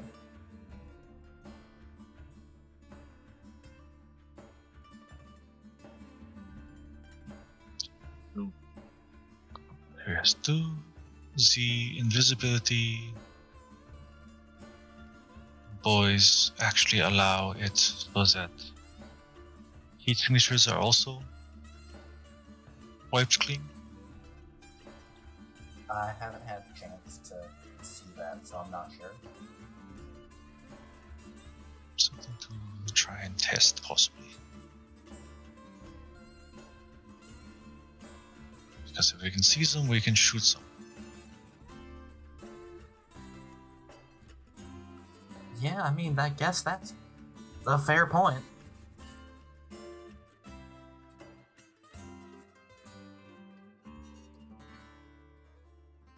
All right. You all are driving along. Chanel is keeping an eye on the road while also just trying to give her own 2 cents in the conversation. and you are making it quite well to Camp Golf, or what it used to be Camp Golf. The tents are all gone. The sandbags have, by and large, been removed. Now it's basically just the old husk of a old resort that sits at the edge of a small pond.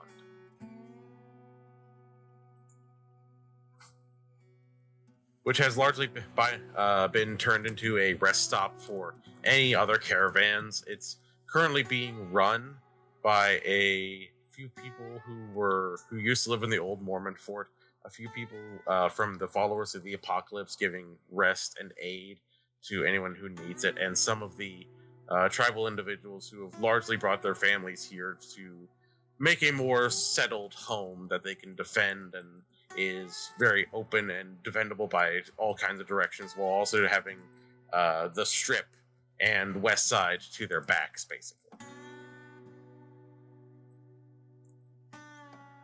At the moment, you see a person who's basically acting as a guard, who has what looks to be a 45 sitting at his hip, but also currently has what looks to be a well-made and well-strung bow with a quiver that has arrows marked with different colors. As you approach, he will stand up and just pull down his own what looks to be a trucker cap that has Petro Chico on the front of it, and we'll just hold up a hand. Welcome to what used to be known as Camp Golf. How may I assist you? Are you here to stop or find a place to stay, or do you just need to rest? Well, a little bit of everything. We've been on the road for quite some time. I think we are all kind of needing a little bit of rest right now. If you wouldn't mind sparing a couple of rooms?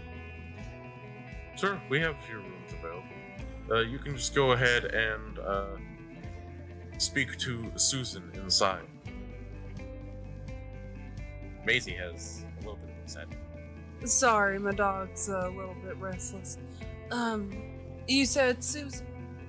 Yes, Susan should be able to take care of you. Thank you. Of course. Just tell her that Philip said you were okay.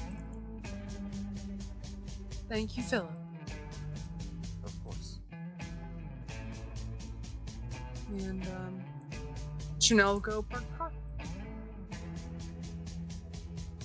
Okay.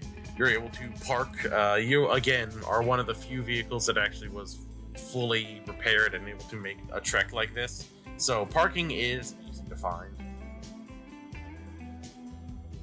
And inside you find a woman who's basically looks like she's trying to balance out having a business while also having 4 children ranging from the ages of 4 to 13 running around. The 13-year-old looks like he's trying to take care of his siblings and keep them under wraps, but there's only so much he can do. She is very strikingly featured, very severe, but she does have a smile that is very kind, very motherly. Welcome. How may I assist you? Are you here looking for rooms? We have a few that are still available. If you need medical aid, we have a few of the followers who stayed behind since they left with the Khans so many years ago. I think we're just looking for a place to rest for tonight. Mr. Philip said that we were in the clear. Yes. If you have his seal of approval, then you are free to stay here. We do not charge for one night. If you need longer than that, we would have to ask for barter or services rendered.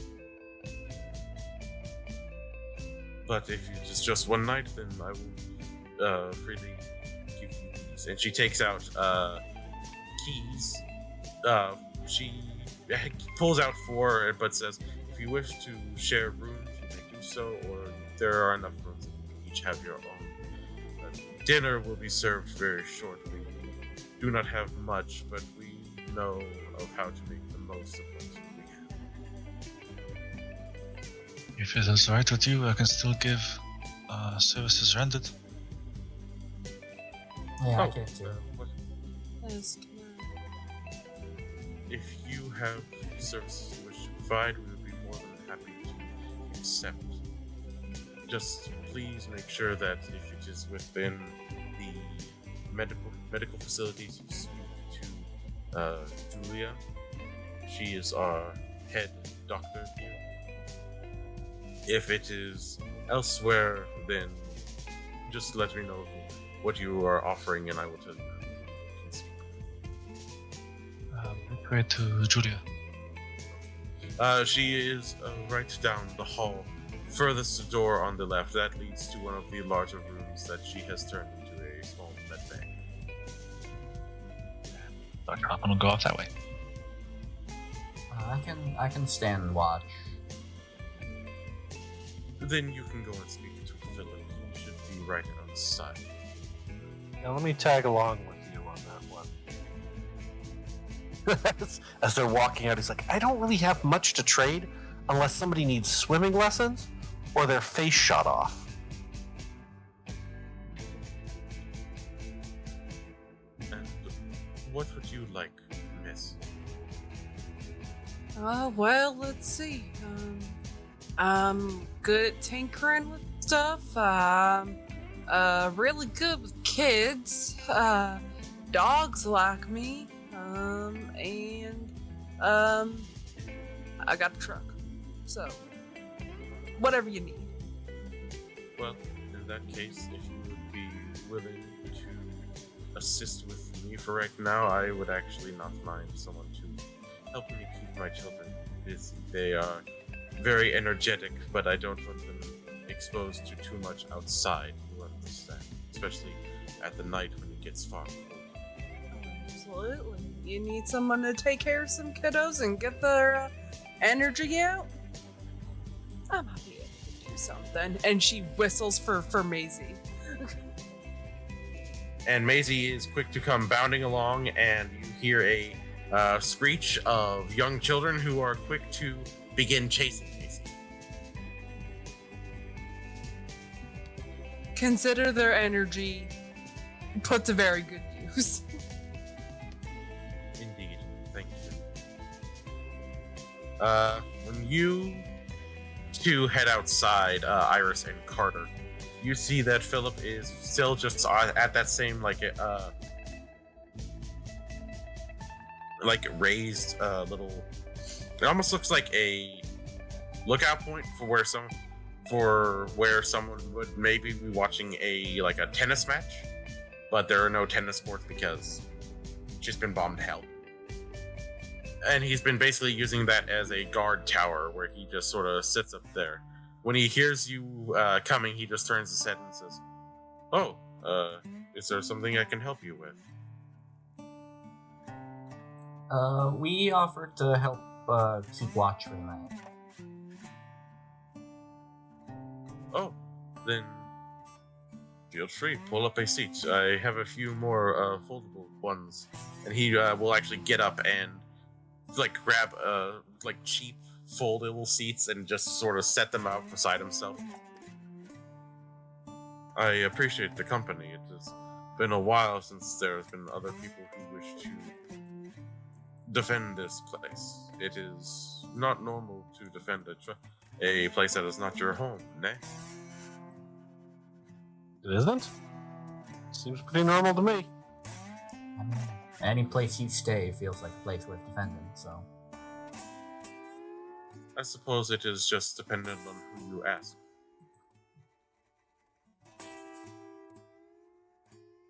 As long as we're here, we'll help you. I appreciate it. It has been a long time since I have worked alongside an outsider, someone I am not used to spending my days and nights with. And he will just extend his hand. You can call me Philip. It is a name that is easier for other people to remember. All right, I'm Jason. Iris. Thank you. And he will just settle on back and take a drink from a canteen that you notice has what looks to be several drawings along it, almost like it's been drawn in a mix of charcoal, broken up crayons or colored pencils, and chalk. And the design itself is very of the tribes that wander around to the north and west.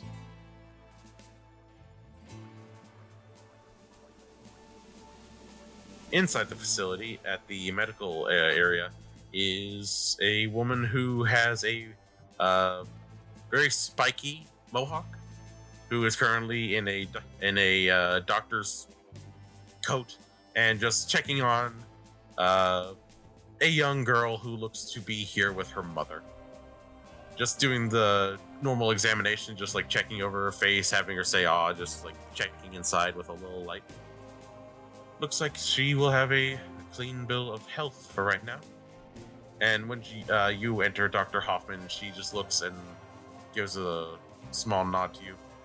Hello, can I be of assistance to you? I was actually wondering if I could be of assistance to you. Ah, another medical professional? I am Dr. Hoffman. Pleasure to meet you. You can call me Julia. It's been a while since I've actually had another doctor here who wasn't just someone who happened to know the correct way to put in a stim pack. I will say I do know how to do that, but my primary is in first aid and combat medicine. Ah, were you with the NCR? 9. Okay. Well, doesn't matter where you're from as long as you're willing to put in the work. Of course. Great. If you could just help me keep an eye on a couple of my other patients, I'd be willing to throw in a few caps and a little bit of medicine. And she adds in sort of the air quotes for the road. I will certainly be appreciative of whatever aid you are willing to give.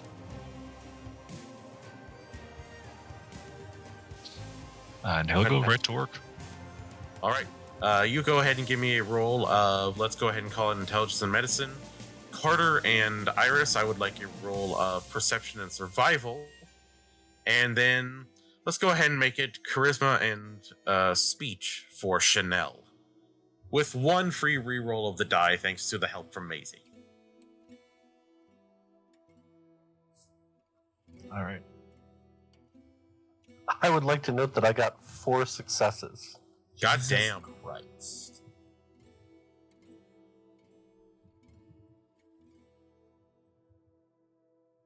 I'm going to reroll that 19 with a luck point, because fuck that noise. So, Oh. Oh no. 3 successes for my speech and charisma. I'm gonna re-roll both of those. Feel free. I got, Are you sure you don't want to have double 20s? No, I'll just take a failure instead. I don't want 2 complications. My mental image of this is Iris is out patrolling, trips and gets her head stuck in a gopher hole and can't get it out. 2 successes for me. Fair enough. So, the kids are very easy to keep back on track now that you've got Maisie to help just sort of herd them, almost.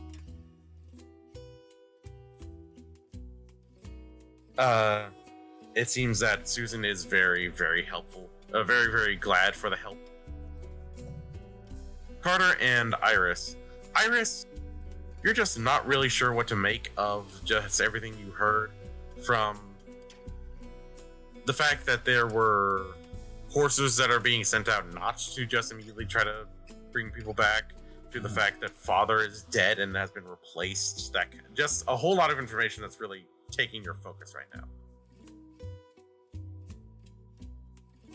Carter, you're just looking out and you're just enjoying a still cool night. It's peaceful, but you're very able to see that with the way that Philip is just constantly scanning, this is someone who's very used to having his head on a swivel and basically protecting his home. This is someone who is not just protecting people for the sake of protecting people or because it's the right thing, but it's very a personally vested interest in doing so. Dr. Hoffman, your bedside manner is as good as it can be, and you're doing quite well with the few patients that are here just sort of resting. None of them have any like major wounds or anything. A couple of them have like a bite from a gecko, or they look like they might have gotten a little bit of a plasma burn from one of the scorpions, but managed to avoid the worst of it. So you're just doing quite well. In total, each of you make about 5 caps worth of, well, just 5 caps. And Dr. Hoffman, you also get a dose of Mentats. Woohoo! Yay, drugs! Yay, drugs! As you're all heading in for the evening and getting to what has basically been turned from a conference hall into the mess hall, you see that Susan and her kids are basically helping to put out a number of bowls that look like they've been made from shaped from clay and then made in a kiln, as opposed to being like old iron plates or old ceramic plates that were used from pre-war and washed off. And they are putting out bowls of what looks to be this very hearty, thick stew that has like carrots and potatoes and all kinds of vegetables in it, along with a few strips of what you believe to be either coyote or perhaps even night stalker meat.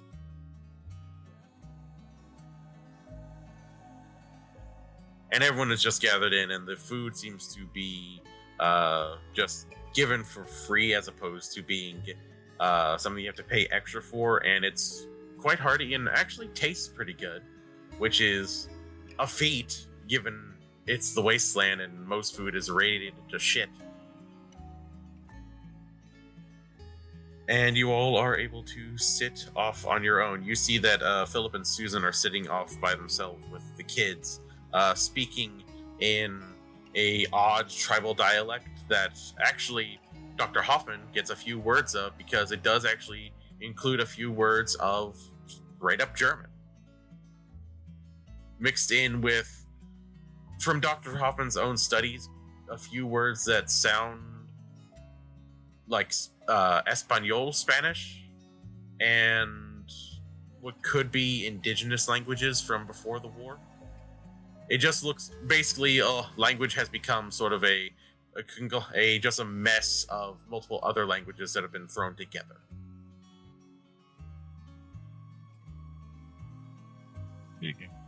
C'est polyglots.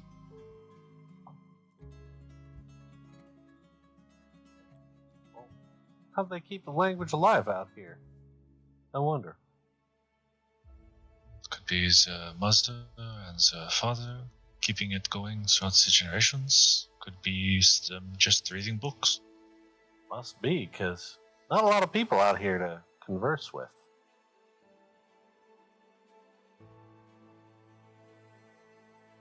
Chanel,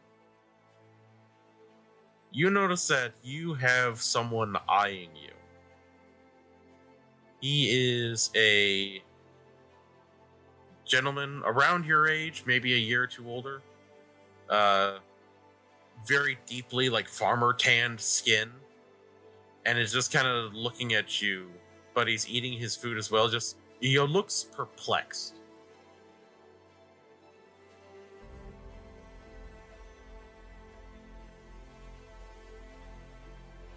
The wave gets him just sort of like shocked a bit, and then he just looks down at his food, thinks for a second, and then gets up and walks closer to you. Hi there.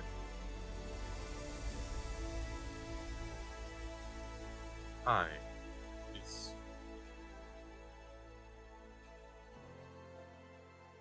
I'm sorry, I feel like I know you. I've just been told I have a familiar face. I'm sorry, maybe we met on the road at some point or something, or you ever drive by Lilybell at all? Lilybell. That's where, Nipton used to be, isn't it? Out of character, you do know that it used to be called Nipton. Yeah. And then his eyes just widen a lot. Kindness? Is that you? And everyone, you understand what he is saying. Everyone else, he's speaking Latin.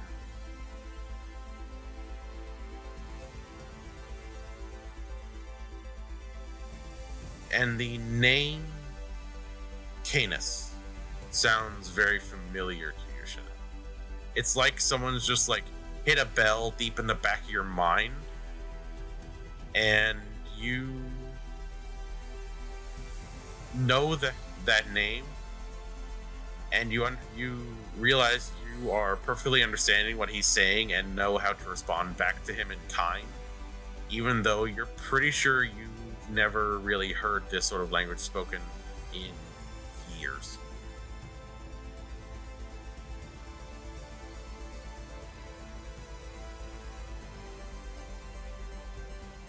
In sort of broken Latin,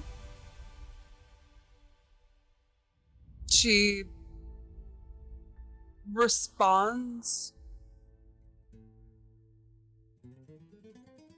"Who are you?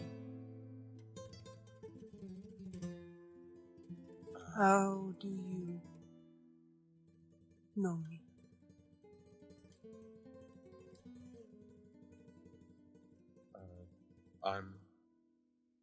They call me Sebastian now. We were raised in the same.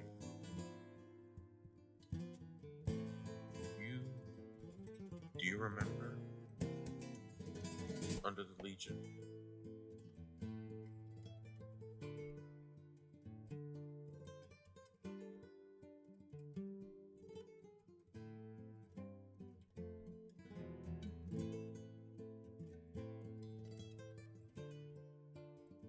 She is going to stand up, turn to her friends and smile. My new friend and I are going to go for a little walk really quick. We'll be right back. Maisie! And then she'll whistle out for Maisie. And Maisie will hop down and walk along beside you. She's looking up, and she doesn't growl, but you see some of the hairs on her back just sort of like bristling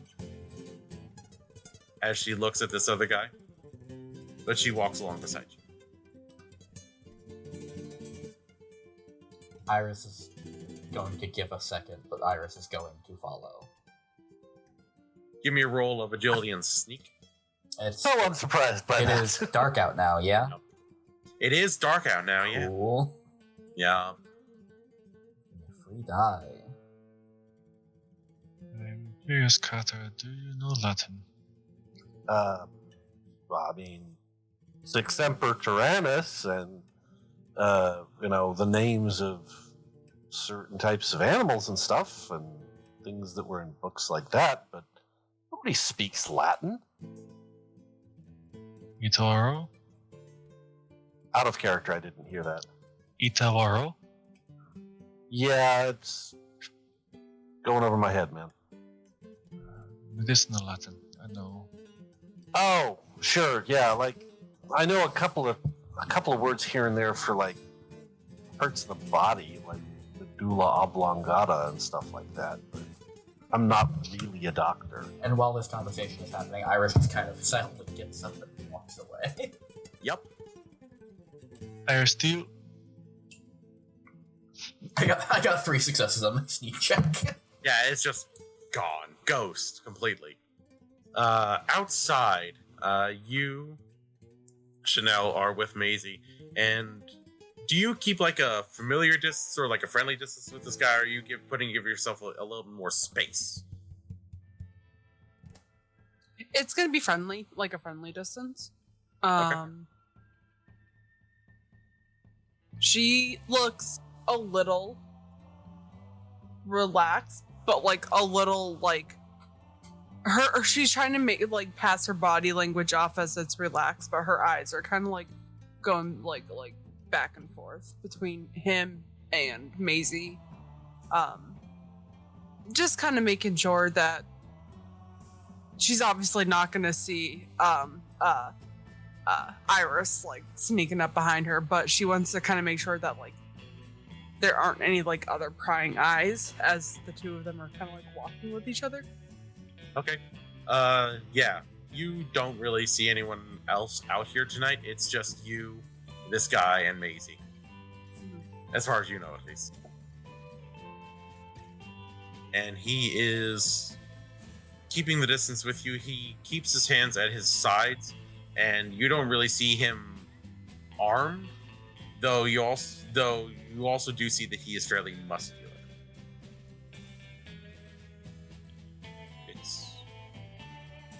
I can't believe that anyone from our group even... I thought I was alone.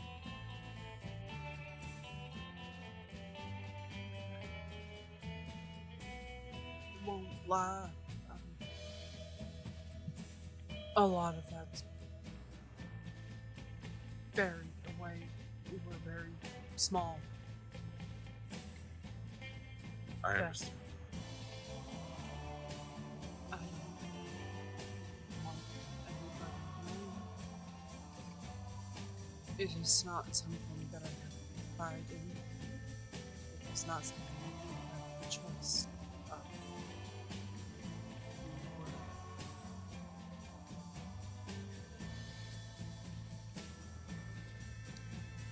We were naive. Small. And there are people who need hope. And I am afraid that after the battle with Hooverden, my family had died. So I do not remember in great detail what the Legion is. That's probably for the best. The memories are not pleasant ones. You say that they call you Sebastian. Yes.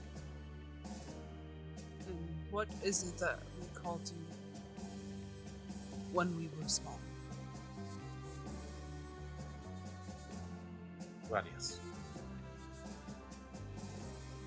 I was named for what my father had intended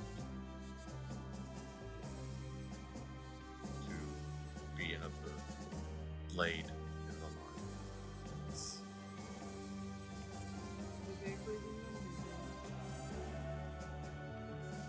I believe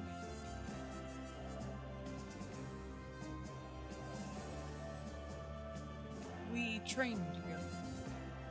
We did.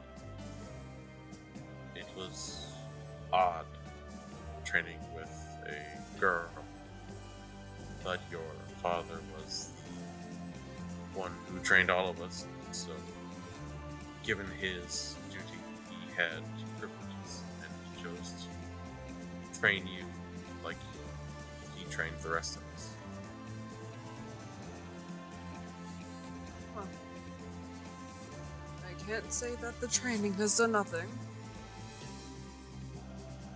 Although I've converted my melee to more quick and effective means.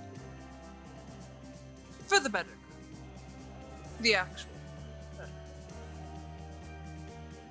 I've since become a farmer, which is hard to do now, but it's been a good one ever since we managed to get away, since things fell apart. I didn't mean to make a scene back there. I'm sure you prefer to stay with your friends. It was going to eat away at me if I didn't try, if I didn't learn. I don't.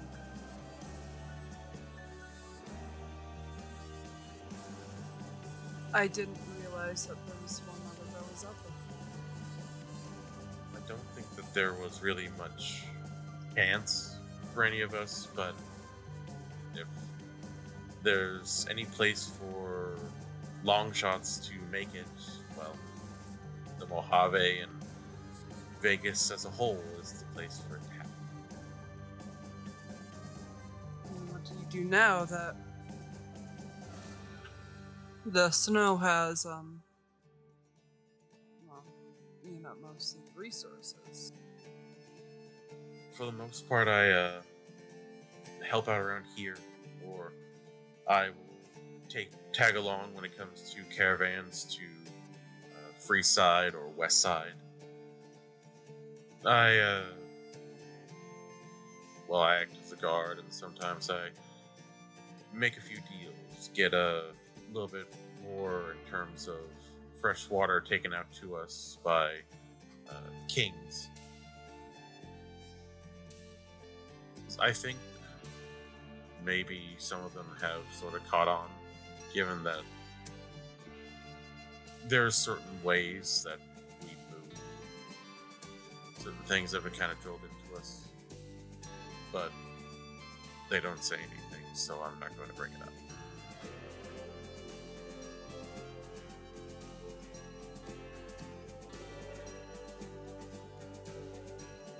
It's good to see a childhood.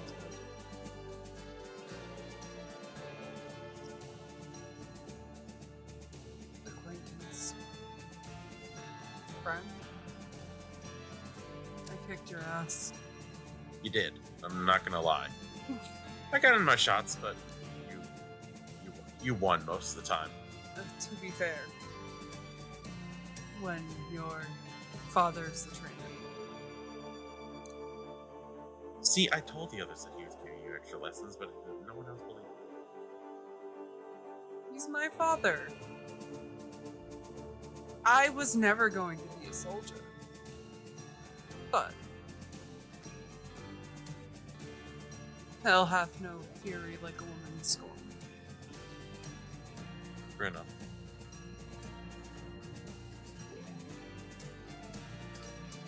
Listen, I don't want to keep you out here all night when I'm pretty sure you'd rather be in there warm and enjoying the food.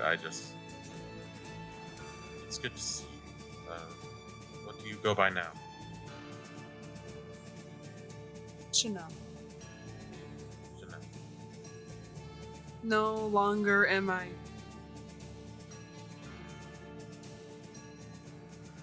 gonna spend so long. Katrina, Catalina, one of those two. Weird. You go so long without familiarity. Almost seems like it's like a foreign world. We just used to call you Canis. Given that you were better with the mongrels than the rest of us were. That didn't change. I've noticed.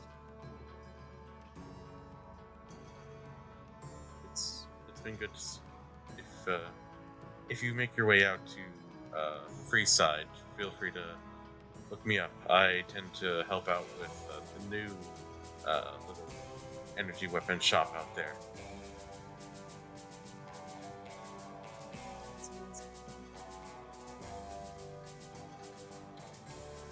Hold on. And she's going to reach into her bag and take his hand. And she's going to place one of her baseball grenades in there and close it up and just toss it back. Huh. And that's what I use nowadays. Quick and effective, yeah. Fair enough. If you need anybody to supply you with weapons like that, I'll give you a few ways to reach out. Okay. I'll let you get back to it. And again, just good to see you, Chanel. You too. Smash. He just smiles and then we'll turn around and head back inside. Iris, where the fuck did you go? Yeah, can Iris slip her way back in? Absolutely. What do you mean? Herder's going to continue covering for her. What do you mean? She's Where right did I there. go? I'm right here.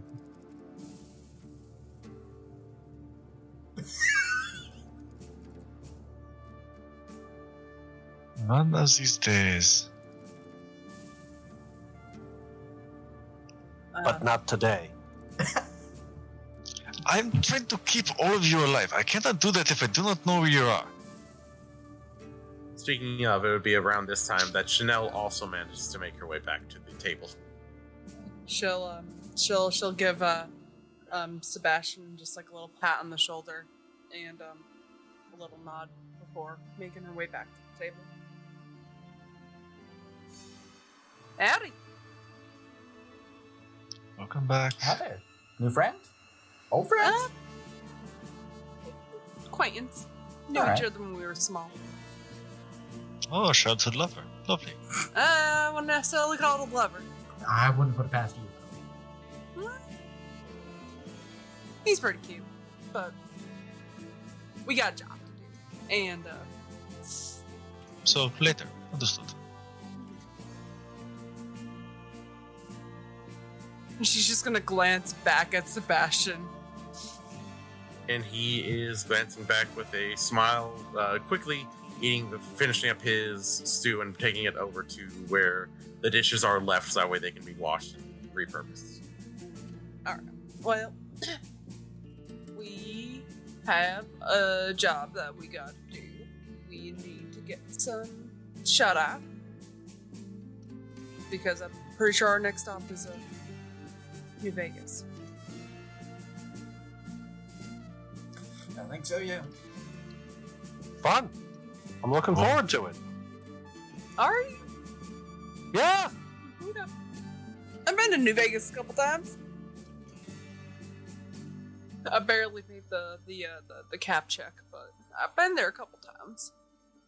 I've been there once. It was not fun. Did you lose all your money, Dr. Hoffman? I did not bet. So no. I mean, that won't He's stop. just a you from party losing all your money. pooper. No fun. We're gonna get you. We're gonna get you. You're gonna try your hand. Gonna be fun. Don't give me that look. You sourpuss. I have better things to do with my caps, like trying to survive a little nuclear winter right now. Well, I mean, it being a nuclear winter would imply that it was caused by bombs being dropped again. Iris does have a point. That is a technical term with a technical definition. Fair. I understand, but it's still too damn cold to try and get everything I have and lose it, and then have nothing. So don't lose. We're going to the Oh, lucky fuck. 38. That is easy for you to say, Mr. Lucky. Come on. It's just a couple caps.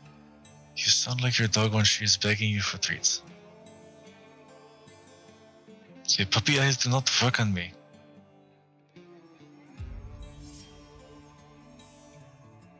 Yes, I know you are adorable. They still do not work on me.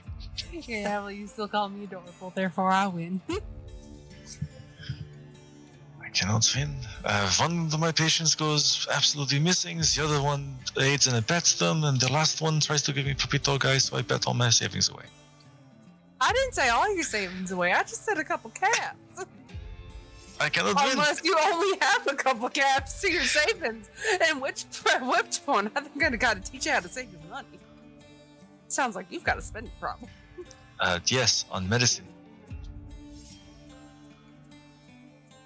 Something, you and your degree. Carter is looking at Iris and then looking at Chanel and thinking, so, we know that Iris is good at disappearing and not being seen. We know that Chanel can charm the pants off of anyone. Don't. And there are very few locks I've ever met that can stop me getting through a door. Are you suggesting we run a... I'm not suggesting anything. I'm just pointing out certain things that He's not suggesting anything. He's implying a suggestion. You know, Okay. I do have this very lovely dress that has been known to get the attention of specific individuals in case we did need some other resources. however, you should talk to Mr. House first. No, of course. Remind me, I still need to give you that checkup.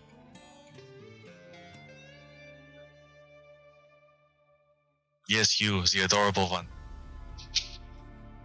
Oh, right, because of the thing with the lady. All right, Doc, come on. Let's get this done and over with. I'm gonna go to bed. With a physical being made underway, we will go ahead and end there for